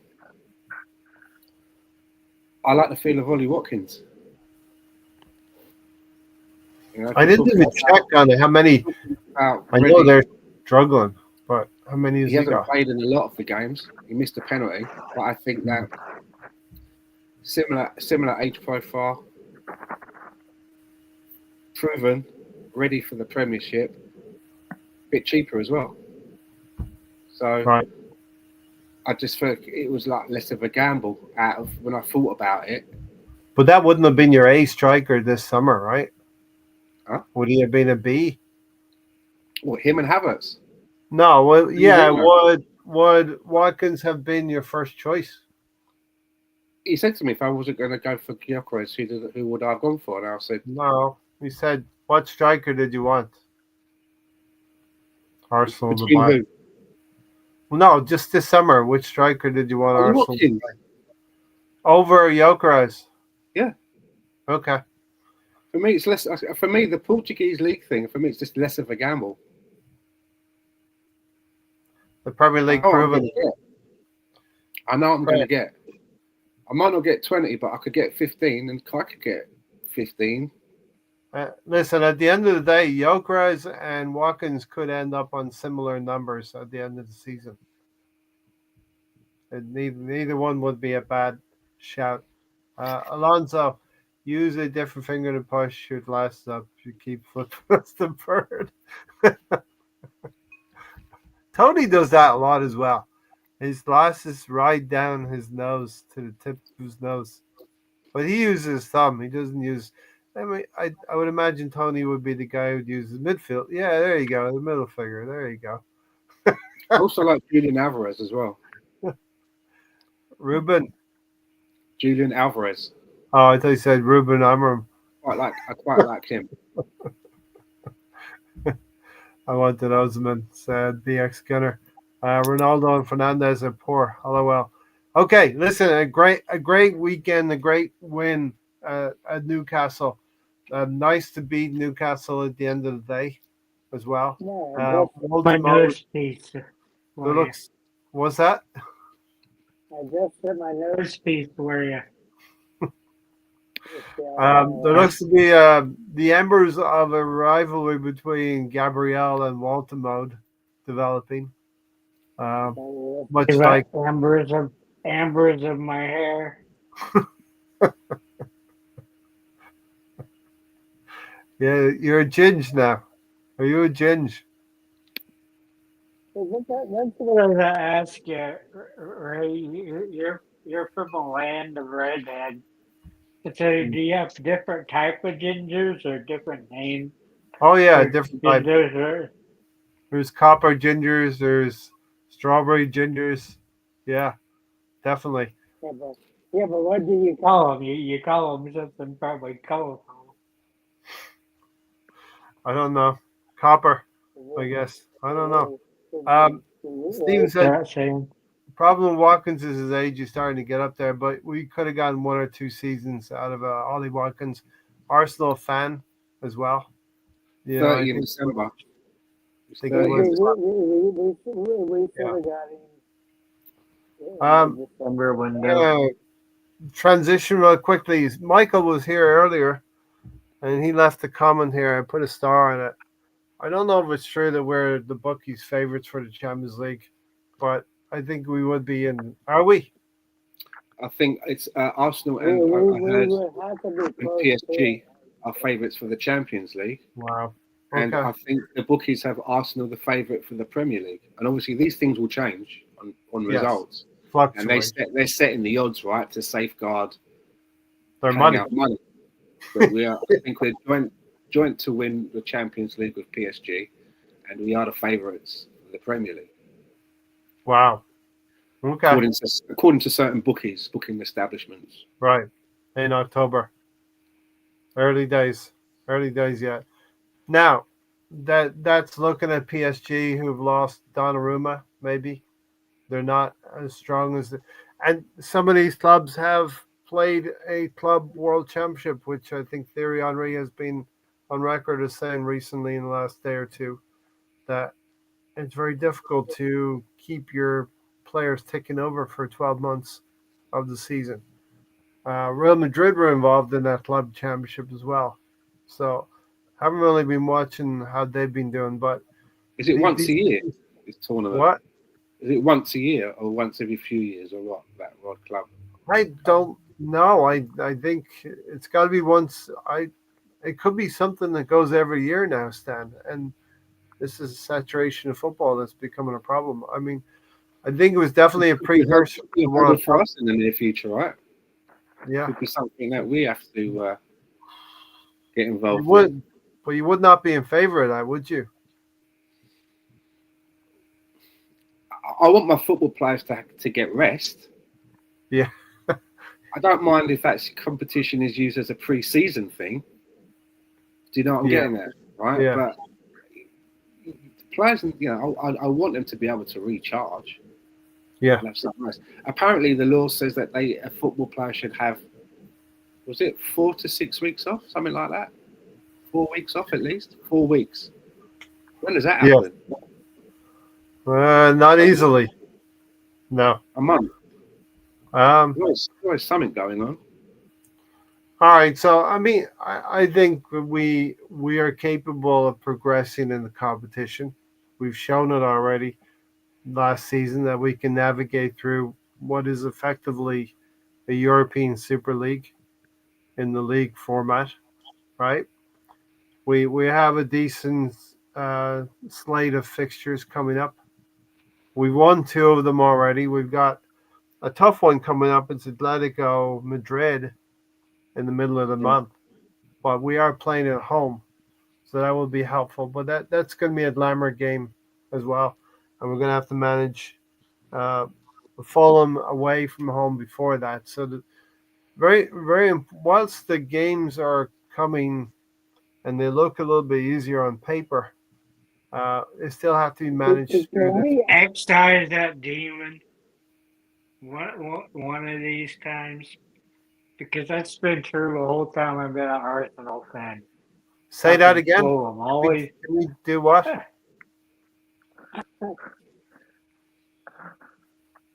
Can we excise that ghost that is Fulham? It's past time. Oh yeah, yeah. We can definitely exercise. For them to be our bogey. I mean, it's just it's ridiculous at this point that they still throw a crop. Yeah, I mean, I think we did something about Newcastle at the weekend. We exercised that a little bit. The players, the players that have been recently at the club have come second the last few seasons will know how much of a difficulty that Fulham can be, especially at their own ground. And so now's the time to really hone in. You get an advantage. You win a game in Newcastle in dramatic fashion. You need to take advantage of that and go on a run now and start winning. Start winning games with your eyes closed. Honestly, the games have to be almost boring to us now in this month coming up. I think things are that change as they being in there. Like it won't be boring when we're winning games and we maybe potentially have the lead. Imagine being a Manchester United supporter just for a brief moment. I know it's a terrible thought, but since they've had their manager Ruben Amorim, which is around 18 months now, they've never won a back-to-back game. They've never won consecutive games in any competition. Yeah, I mean, pretty bad. That's pretty torrid. Yes. Do you know what I mean? That is pretty torrid. There's been no back-to-back wins under Ruben Amorim. And that's got to take its toll, right? But this is the Manchester United team. It gives a lot of confidence to the teams that go to play them now. You have to. You feel confident. You're like these. They can't string. They can't do back-to-back wins, and they won last week, and we're playing them now. So hello. Do you know what I mean? Alex Ferguson's team will always be, and we'll always have that rivalry. If you remember the Arsene Wenger and Alex Ferguson years, I don't think of it. Look, when it comes to rivalries, right? Obviously, Tottenham is our derby game; they're our rivals. But we went through that period where, as much as we looked out for those games against Tottenham, the ones where it really was going to cost something, if you felt, to how things panned out at the end of the season for a while, was Man United. Yeah. So they became a rival just because there were two teams close, fighting for the same prize. I think that rivalry has now slipped away because they're not a threat. They're no longer a threat, right? Yeah. And I think for a while, it was Man City. Yep. Now. But now it's Liverpool. Liverpool, yeah. They are the current. They are the current holders. We're the ones that have finished second 3 times. Now, all of a sudden, for me, all eyes are at Anfield. Other than Tottenham, they're that that third rival. Other than our derby team, they're the ones that we need to stop because they're the current champions. Right. Stan, question for you, Alonso and Tony. Um, who's got the pressure? Who's going to feel the pressure about this league title race? Because you know, I believe it should be Liverpool because they're the defending champions. They've won it. They've been there. They've done it all, and they've spent a pile of money buying two, three, four premium players, and the pressure should be on them. What did I say earlier? Right earlier on. Do you remember? I said it's a good team that wins the league, but it's a great team that wins it back to back and retains it. That's a great team. So you have more pressure on you, right? We've never done it. Yeah, and that's the pressure that we felt under Arsene Wenger when we did win it. Manchester United were those worthy rivals at that time in that 8-year span, and we weren't able to do it as good as we were at points. And then Chelsea came along, as I started out the podcast with. You're the top dogs one day, and someone else going to come along. Well, Liverpool, whatever happened last season, and I contend injuries and Arsenal's unwillingness to go to the market in January and buy players that could have helped us. Our squad got tired. We got involved in a Champions League run as well, and we just couldn't see ourselves through to the end. Injuries taking a toll to the point of where we had academy players sitting on the bench, and Mikel Arteta, where he started out his Arsenal career as a coach, being very guarded against the media. Now he does give them sound bites. He does give the media sound bites and saying, we were the best team against PSG. We were the best team in that contest. Well, we didn't go through, so were we the best team? But can we take the favoritism of being in the Champions League and in the league and go forward? I'll be right back. You guys talk about that.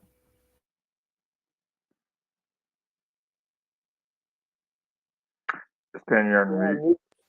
I said, how far do you guys think that we can get? Because under Mikel Arteta, we got to the quarterfinals. Then last season we got to the semi-finals. I think that maybe we've got enough to get to the next bit. I'm not saying that we'll win it, but I do think that the squad is in a much better shape to get to a final. Because if you think back to the last, when we got to the semi-finals, and you look who was on the bench, there was players on the bench like Cabia, that young kid. Do you know what I mean? It was like there was nothing, and you're looking at against PSG, and you're thinking, what can I do? And all you can do is change the left back. That was your option. Change left backs. That's like, ooh, they changed the left back. We're in a better shape now. We should be able to cruise past the group stage, and we should be able to play a lot of different players, get them experience, get ones that need rest. And that's what we didn't have last year. They didn't have a rest. Everybody was wore out. You didn't have a plan B on the bench. This year you do. Still wish we'd used Winery more. Wish we'd used Skelly. Skelly was he had to be number 2 for player of the season, and I don't know what our plan is with him. Using very sparingly in the midfield doesn't make much sense. I thought he was perfectly fine at left back. But he gives us options. But see, I don't think there's anyone our defensive play. I think off the ball, we're probably one of the best in the world. If we can match that with the offense of that does what the defense does, but in attack, you say, wow, on the ball, we've cracked it. So it really is up to Gyökeres to be something, right? Because we need that. really need that. That could be that Mhm. one. That's what we all said last season. Do you remember? We all said Fire. if we can just get that tip of the spear that can score 20 goals in the league. So if you're scoring 20 goals in the league, there are other competitions. So that's, you're going to want more goals. That you're looking at what? Maybe 35 goals in the, for your In the whole season. For your all competitions, cup Yeah. games, Champions Yeah. League, 35 around that. 30. That's what you're looking for, I think. Yeah. So the pressure's on. It really is on. You know what I'm saying? To answer your question, I think Berta addressed some positions that needed to have been filled. Not only just win the league, but also do well in Champions League. Like you said before, you guys the quarterfinals, now the semifinals. Now the next big step is at least get to the final and win it. I think, when you're bringing guys like Madueke, like as a Vivendi, like as a Mascara, they're brought in, and Hedgepane, they're brought in to help the rotation. And that's what you said. When we played PSG, we brought in this left back off the bench. We need more than that to succeed. And I think I'm a believer that Arteta has learned from his mistakes in Seems like it. rotation wise, because we have players now, and there's no excuse for him to not use those players in key moments. So back to your question, Ray. I think Liverpool is on pressure right now because they signed 2 strikers and apparently a world-class midfielder from Borussia, no, Leverkusen, Yeah. and he ain't done nothing yet. Neither has Isak. So in a way, Arsenal have bought players that produced. Granted, Eze and Madueke haven't scored the goals yet, but they're making an effort to do more. Yeah. And put pressure on the defense. That's So Eze has scored. He got 2 assists. I think Madueke tore up, and he did well against Nottingham Forest and Leeds. yeah. And so there's a lot of potential when he comes back. We didn't have that last year with Saka when he was out. So that being said, if a player goes down, we have options off the bench. Yeah. Where last year Odegaard was so banged up that you didn't have a replacement for him. Therefore, when he played PSG, he was just blah. He was very weak. Yeah. Didn't have the energy because he ran out of time. Even though he had the crossbar, we needed more of him, or at least a player Yeah. that could be taken off. We had so many injuries last season. When it comes to Mhm. Odegaard, this time last year, when it comes to Odegaard, one area was not used. And then we had injuries to Jesus and Havertz many. Havertz was, and White, Havertz was the injury. Ben White. Um, Real. yeah, it's crazy. PSG beat us easily, despite what Arteta says. They beat us as easily as we would beat Real Madrid. We Yeah. were not the best team last season, and injuries played a part in it last season. This season we've got such a we're not Ray, missing Havertz, Ray, Madueke. Yeah, these injuries, you could see them coming. What happens when you keep playing the players that many minutes? yeah, You play a Saka, you play a Gabriel 4,000 minutes. They're gonna break down. You look at somebody like City, and they hardly ever have anybody over 3,000 minutes. Most of them are in the mid 2000. You just can't fair enough. keep Yeah, now though, Stan has said keep riding your luck we got because 2 players. you Saka, for example. He plays in a World Cup. Runaway train. Then then he's there for Boxing Day. Stan, you created Already this, back Stan. into You created this. already back into a team. But Tony, we're playing a second day, Keep- Tony. I remember You when can't Tony keep used to writing say your yes book or like no. that. I remember when Tony used to say yes or no, and that would be it. That's full. That's Holy- when my anxiety. That's when my anxiety was still out of control. I will say, Florian Wirtz is the player that Eze is. Liverpool wanted the player that Eze is right now for half the price. You know, if Wirtz was doing Eze things right now, there'd be no criticism of Wirtz. I'll just say that much. You know what I mean? All right, throw some questions in there. Tiger and Gunner, we had a weak bench everywhere last season with the injuries we had. Hey, Tony, you're the stats guy. Who has logged the most minutes so far this season?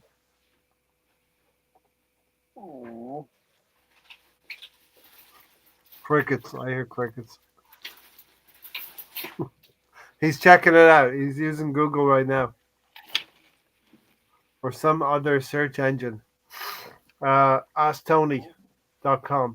Why was Edu in the Olympiacos game on Tuesday night?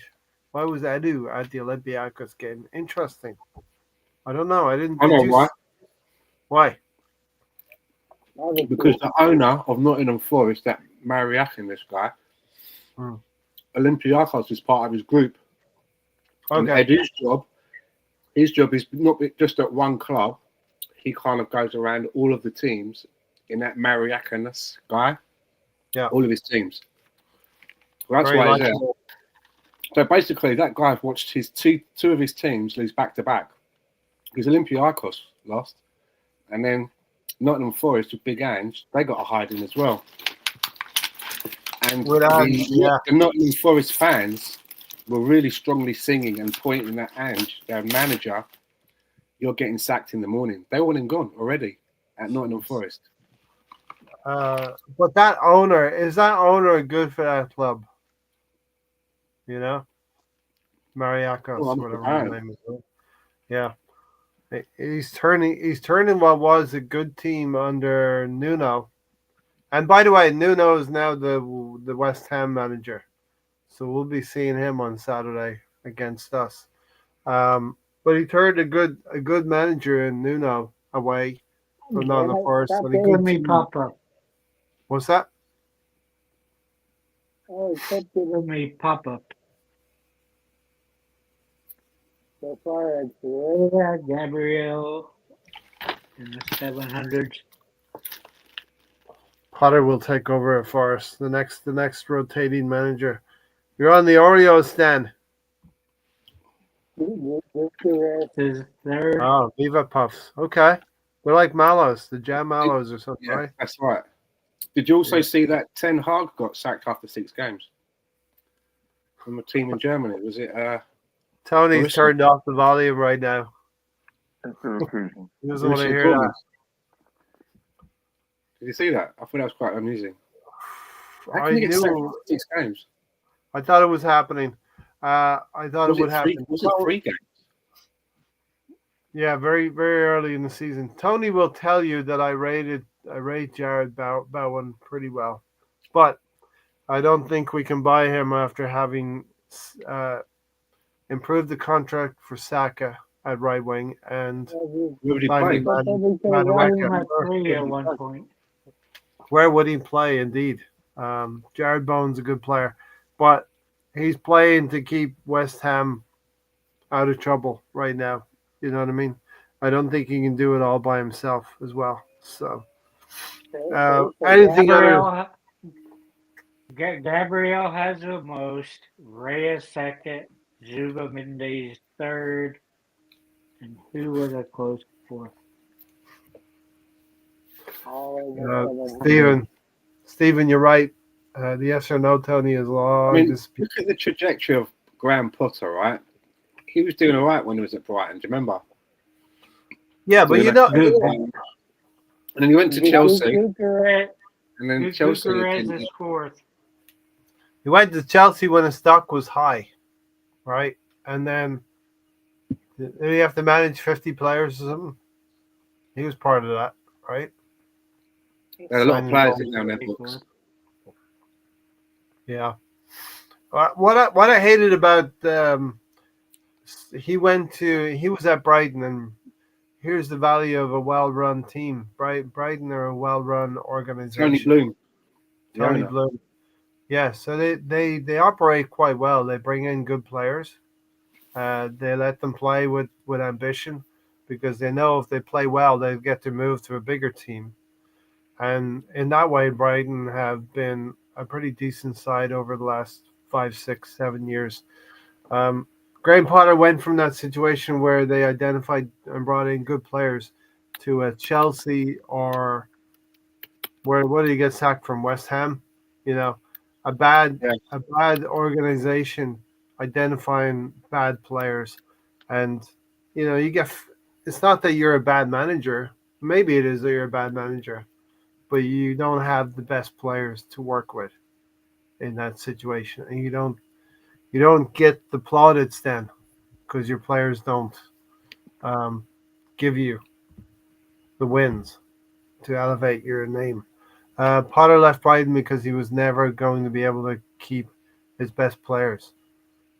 Yeah, I mean, that is also true for a manager. A manager goes to Brighton, and you're managing with the expectation that you could attract a bigger club as well. So Brighton never really. They were staying. They were staying in the top 10 though. Yeah, they were losing all those players. Yeah, but this is why, if a Liverpool is organized correctly over the decades, or an Arsenal, a Man United, the traditional top. This is why the traditional top tier teams stay at the top. And Tom in particular gets irritated by this, because they're like the hierarchy clubs in England, and no other teams can really step up to them because they don't have that aura. Manchester United will always be able to attract players because of their name. Arsenal will always be able to attract players because of their name.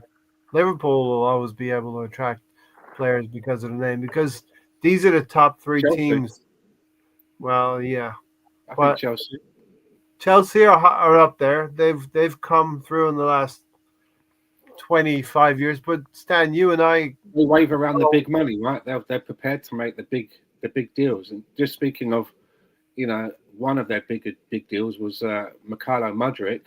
Apparently, I was reading today that he's serving that long ban. Yeah. And he's now decided to retire as a footballer. And there's Olympics, more. Right? He wants to be a sprinter for Ukraine, an Olympic sprinter for Ukraine. I get to see him at the Olympics, warming up, stretching. I mean, he was a pacey lad. I mean, that was the one thing that we always heard about him, that he had pace. So, yeah, dodged. As the saying goes, we dodged the bullet there, right? Very much so. Very much so. The football gods were smiling on us. On that. Are you sure you want to go there with Ukraine and dodging bullets, right? The what? Ukrainians dodging bullets. No, I'm not going there. Sounds like you did. What I was going to say, Stan, is that you and I remember the old Stamford Bridge and what that looked like. You had cars parked behind the goals. There wasn't a stand. There wasn't even two stands, right? Yeah. It was pretty desperate, and that was in living memory. That is. The turn with Abramovich was a big thing. Do you remember when was it Ken Bates? He sold it for £1. Yes. Or bought it for £1. Was he the seller or the buyer? Ken Bates. I think he bought it for £1. It was up for sale for £1. He bought it. Yeah, I remember that in my childhood. He pumped money into it. Brought, Wise and Rod Hullett. He brought some players to And so Sold for a pound.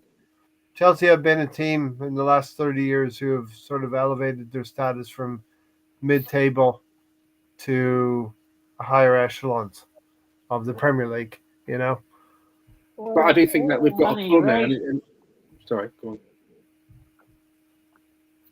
Oil money. Tony, your AirPods. It's like you're underwater. Yeah, I was just saying that we do have a lot of pull. You know, players want to come to Arsenal, and no matter what people think about Arteta, some like him, some don't, some want him to stay, some don't. You know, yeah, it seems that in the football world, those in the know, those that do it, those that live it, that breathe it, that get paid to do it, he's regarded as one of those coaches that players. It's one of the reasons. Not only is it Arsenal, but they want to work with Mikel Arteta. yeah. You know, I don't know why, what they do, what they don't, whatever. But you know, it does seem that when you hear the players being, you know, when they're talking about why they decided to uproot their family and move to here, you know, obviously the club has a heritage, and we've got some good players coming in, but the manager seems to be a part of the draw as well. They believe that this is a manager, rightly or wrongly, that's going to improve them.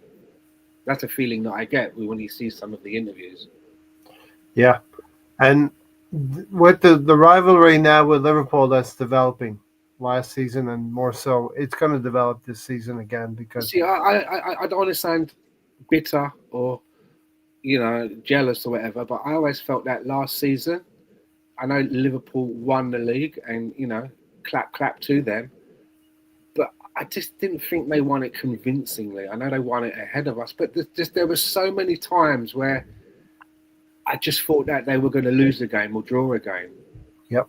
You know, and Slot had come in and he'd only basically brought in one player, really, didn't he? That was Chiesa. It was the same. It was the same outfit, right? And people used to say, well, Mikel Arteta won the FA Cup. He won it with Unai Emery's team. And I always think to myself, well, then did Slot win the league with Klopp's team? Yes. It was the same personnel. Yes. Right? But that's one, maybe two, you know? Different. That's a different agenda, though, Stan. You can't, like, conflate those things, you know? And now, in his second season, as I say, you know, you're great if you can retain it, right? Yeah. He's been able to spend a lot of money. Yeah, and if he ends up with... Look at two positions in the team, in Isak and Wirtz, and what's that? That's 260 million right there. Something like that, 250. Just for two players. Do you know? That's when you look at it like that, that's big cheese. So the pressure is on. Pressure is on because if they don't do the thing which I say makes you great by retaining it, if you're the owners, wouldn't you be thinking like, I thought we just bought in the league. What's happened? Yeah. What's happened here? I thought we just bought it. We signed off on a lot of money for you to upgrade the team and make it better, but this doesn't look better. And whilst you can say you're going to chase 4 competitions, those we know as Arsenal fans, those 4 competitions can slip away from you very quickly. They can slip through your hands like sand. You know, you may get to a semi-final of a Carabao Cup. You might get to a semi-final of a Carabao Cup, but if you don't perform in those 2 games, you're out. You're gone. That's it. You go away. You go away on a cold Saturday night in the FA Cup to Rotherham, or one of those teams, Sunderland, and you're out. A rainy Tuesday night in Stoke, as they say. Does the two summer windows they have help or hurt them? The 2 summer windows they had hurt or helped them? Yeah, because they had the 2 because of the Club World Cup they had. But who? Chelsea or Liverpool? You're talking about? Liverpool, because they had 2 different windows because of the Club World Cup. What windows? I don't understand. I mean, they have transfer windows the same as the other teams have, right? Is that what you mean? They like the early one because of the Club World Cup. Okay, you're talking about the two windows in this past summer.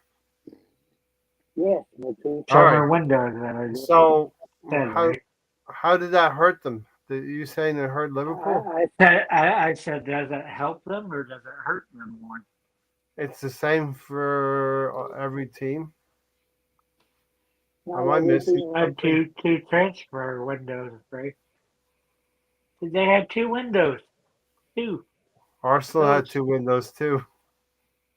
No, they didn't. They didn't play in the Club World Cup. No, Liverpool didn't play in the Club World Cup either. Chelsea did. Alonso Stan, help me out. I don't know. Chelsea did. Okay. I'm in the weeds. DX says, I like to think that they're joining because of the club, not the manager. I don't think it's the only reason, but I think it really helps, right? You can work for company X, company A or company B, and you're working sales, but you know that the manager in company A has got a really good reputation, and a lot of the sales guys seem to make a lot of money under him.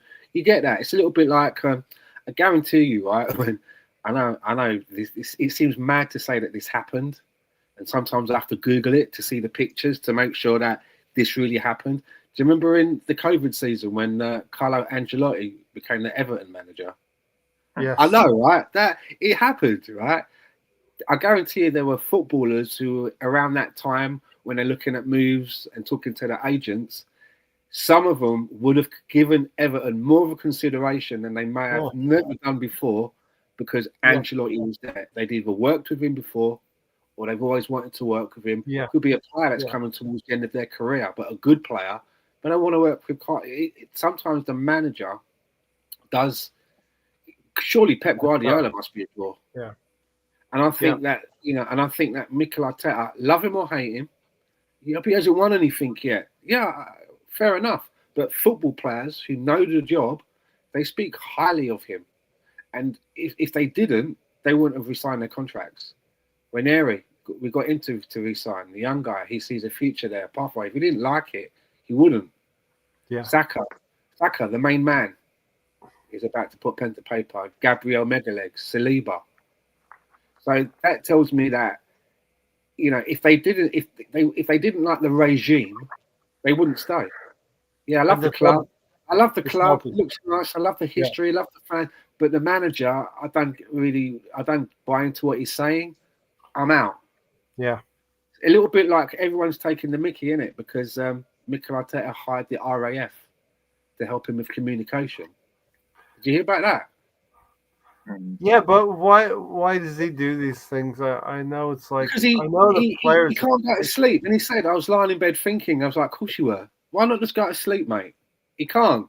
I was lying in bed thinking, and he's spinning it all around, right? And he's like, when I want to communicate, can I say it in less rather than say it in a sentence? Is there a word? How can that be done? And all of a sudden, his bizarre brain starts going. A little voice is like, fighter pilots, and they're in a dangerous situation on a bombing run. They're not going to give a monologue out. They've got key. So next thing you know, he's on the phone. RAF, hello, yeah. Can you send us a couple of wing commanders and whatever? If that's what he's trying to. For me, it's like he got a wet flannel, and he's wringing that flannel out until it's bone dry. Every bone, every drop from that. Dry. Yeah. But people are taking the piss. Like Steve Nicol, who was an ex-player on this ESPN, he said players will listen to that and they'll laugh. He goes, but if there's too much of it, they'll be like, maybe in your day, because it was a different era, but maybe this is what people buy into. And if they like him, it's out of the box. It's a bit of fun. It's out of the box. It's a bit of fun, but maybe something sticks. But I'd rather he try those things than not. So I'd rather he be spending his time doing that than sat in his office doing a crossword with his feet on the desk with a bottle of scotch next to him. Yeah. I love it. You know, he's trying everything. You can't fault the guy. I That's what's love good. the fact. Funny. Some of it might sound funny and weird, like he had people in there pickpocketing or magicians and light bulbs and whatever. But the Winning guy, dog, the guy is trying. You know, everything. He is. I like And then it. you had the rabbit and the duck, right? The duck or the rabbit. Which one is that? Which I think is a very important one as well. Here's the thing. I love the fact that Arteta is an ex Everton and ex Man City connections because that really gets to Liverpool supporters. That's the natural enemy. That's the rivalry. He's an Evertonian, and he was Man City as well. So Arteta is the perfect rival. They want to honestly have him sacked. The Liverpool fans they would love nothing more than to see Mikel Arteta sacked because I think they see a rival that could beat them to the league, could beat them to a few things. Steven says fighting in all fronts is a pipe dream these days. The level is just too high. The manager has to pick and choose his battles. Yeah, it would be very difficult to win 4 trophies. Liverpool should have won the Carabao Cup final as well. I don't let them off the hook for that. They could have done a double last season. Stan, I think you're right when you say they're not all that. Liverpool are not all that. We let them walk to a title last season by the club not signing off on January signings and injuries happening. I'm saying, I know they were champions, but I didn't find them convincing. Yeah. Like a Man City has been in the past, and then the start to this season, they've looked, you know, like they've been like, you know, getting out of jail, got to get out of jail free card against us. It took a piece of magic, to just give them. And I've been thinking that not going to last all season. At some point, it's going to cost you that you're not able to be convincing. Maybe we're seeing it. We saw it at Selhurst Park. We saw it at Selhurst Park, a place Champions near League. Tony's heart. Champions League, they lost. They lost in Champions League as well to a penalty. Yeah, which I'm sorry, but Sabazai, if you're flailing your arms out like this, that's a penalty. If you're swinging your arm around and you hit the guy in the head, in the box, in Europe, that's a penalty. You know, some of the Liverpool fans whinging about that. It was ridiculous. It's a circus with this manager. Too much attention on nonsense and not winning enough. These are winning managers. We're talking about Abramovich, I think, especially. PR is talking about the, you know, the stuff that Arteta does, you know, the RAF and all that. And yeah, I'm like, you know, maybe I wouldn't do that, but I'm not. What I'm saying is, I'm not going to fall in for trying things. Do you know what I mean? I prefer it sometimes. You know, like he done what did he do to get us ready for Liverpool one season? He put speakers around the pitch and played like this, you know, walk on the crowd singing and all that. Yeah. You know, I mean, you know, something it's like, for fuck's sake. I guarantee you a lot of people when Arsene Wenger came in and he was giving them vitamins and only eat this kind of white meat and none of this and one glass of watered down red wine and rub downs after the game. You know what I mean? All this sort of stuff was probably like, what the fuck? This is just like the next thing, isn't it? The next. Yeah.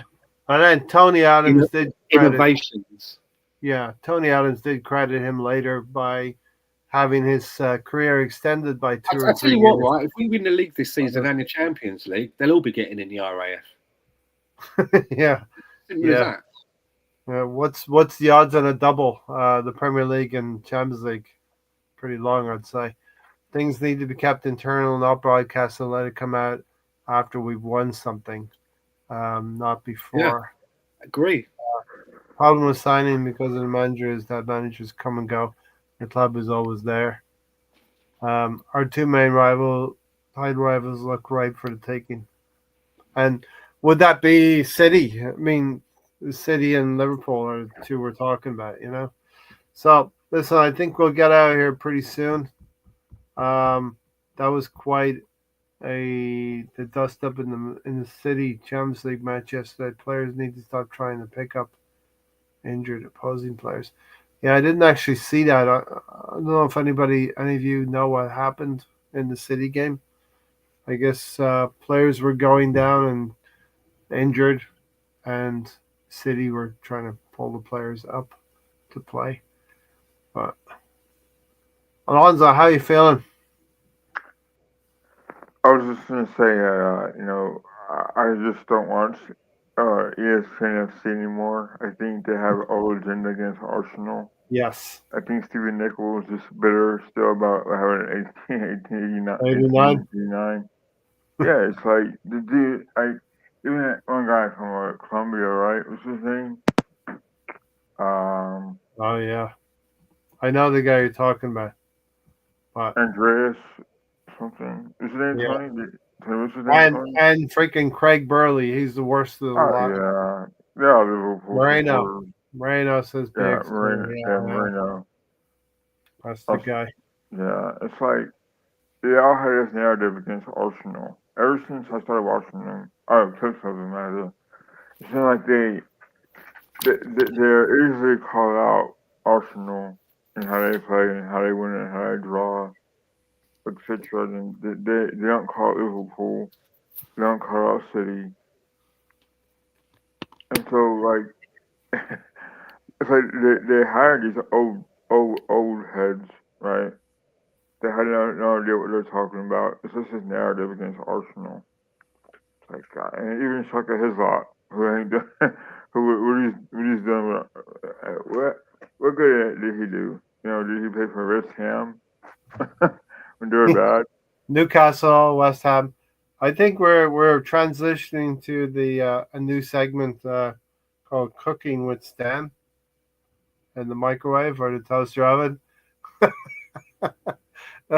we've seen we've seen the Tony Tater Tots Tony segment before.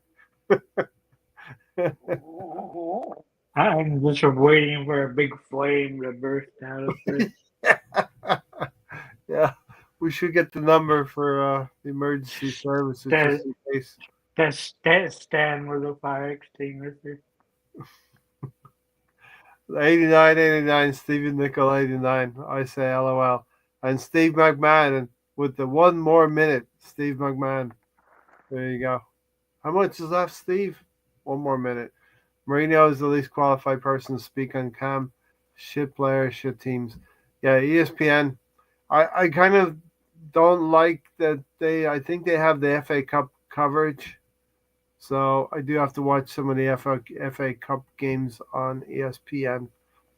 It was the other way around. Foden got taken out badly, and the opponent tried to pick him up. Okay, when he was clearly not ready. Amazing. Only one red card was given. Listen, I think some injuries can be legitimate. Some players can be hurt legitimately and stay down on the floor. And when it gets mixed up with people thinking you're time wasting, um, and then things like that can happen.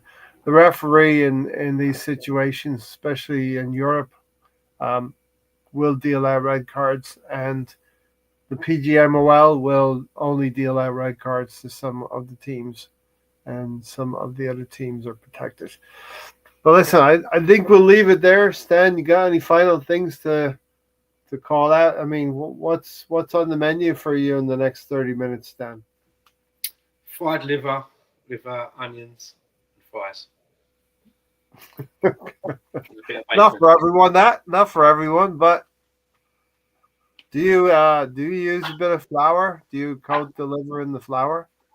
Now I put the liver in the in the air fryer for a little bit, and then I Okay, just put it into olive oil on a frying pan with chopped fry onions. it off then. Bacon. Okay, all right, Tony, give us your final thoughts. We'll get out of here. Leave Stan to his meal. Liver and onions, Tony. Not nice to see us cruising through the group stage of the Champions League so far. It was nice today to have Tom on for 2 hours during wrestling show. That was nice, along with Alonzo and Rush for an hour. Rush and his mighty iron hours. Other than that, go out, enjoy life. There's more to life than sports. For you to enjoy and go out there and enjoy it while you can. Good words, well said. Thanks, Tony. We will leave Stan to his cooking. Alonso, you get the final Yeah. word, unless Stan does want to jump in for the final Yeah. word. Good to see you, Tom and Tony and Ray and good to see everyone in the chat box. Yeah, I mean, I can't wait to beat the Hammers and hammer them home. And looking forward to how they come back from break. I know Tony gets frustrated with that, and yeah, it was good talking with Tom and Russ today about wrestling, and What about looking predictions? forward to seeing you guys next time around. We can do Thank you. predictions. Alonso, scoreline. I say 3-1 to Arsenal. I'm gonna go 4. I'm gonna go 4-1, Arsenal. Tony, Ambitious. 3-0. 3-0. 3-0. All right, Stan. But got a new manager, and you would usually think that a new manager going in and your first fixture is Arsenal, no matter how you would like to play, your usual style of play, you're probably going to go as defensive as you can, right, to keep it respectable for your first game. Yeah. You know. Well, So Nuno is known for being defensive and then maybe trying to get a goal on the break. I'm going for 3 Arsenal, 3-0. Hopefully a brace by Gyökeres. Yes. 2 for Gyökeres. Stephen, good show, guys. See you after another pointless international break. Great show, BX. Thanks for being here.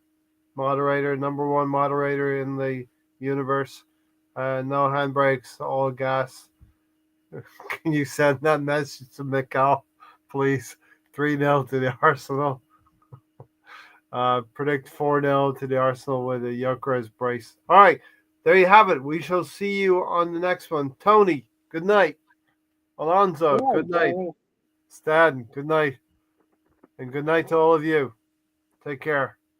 Good night to my hair. Good night to you.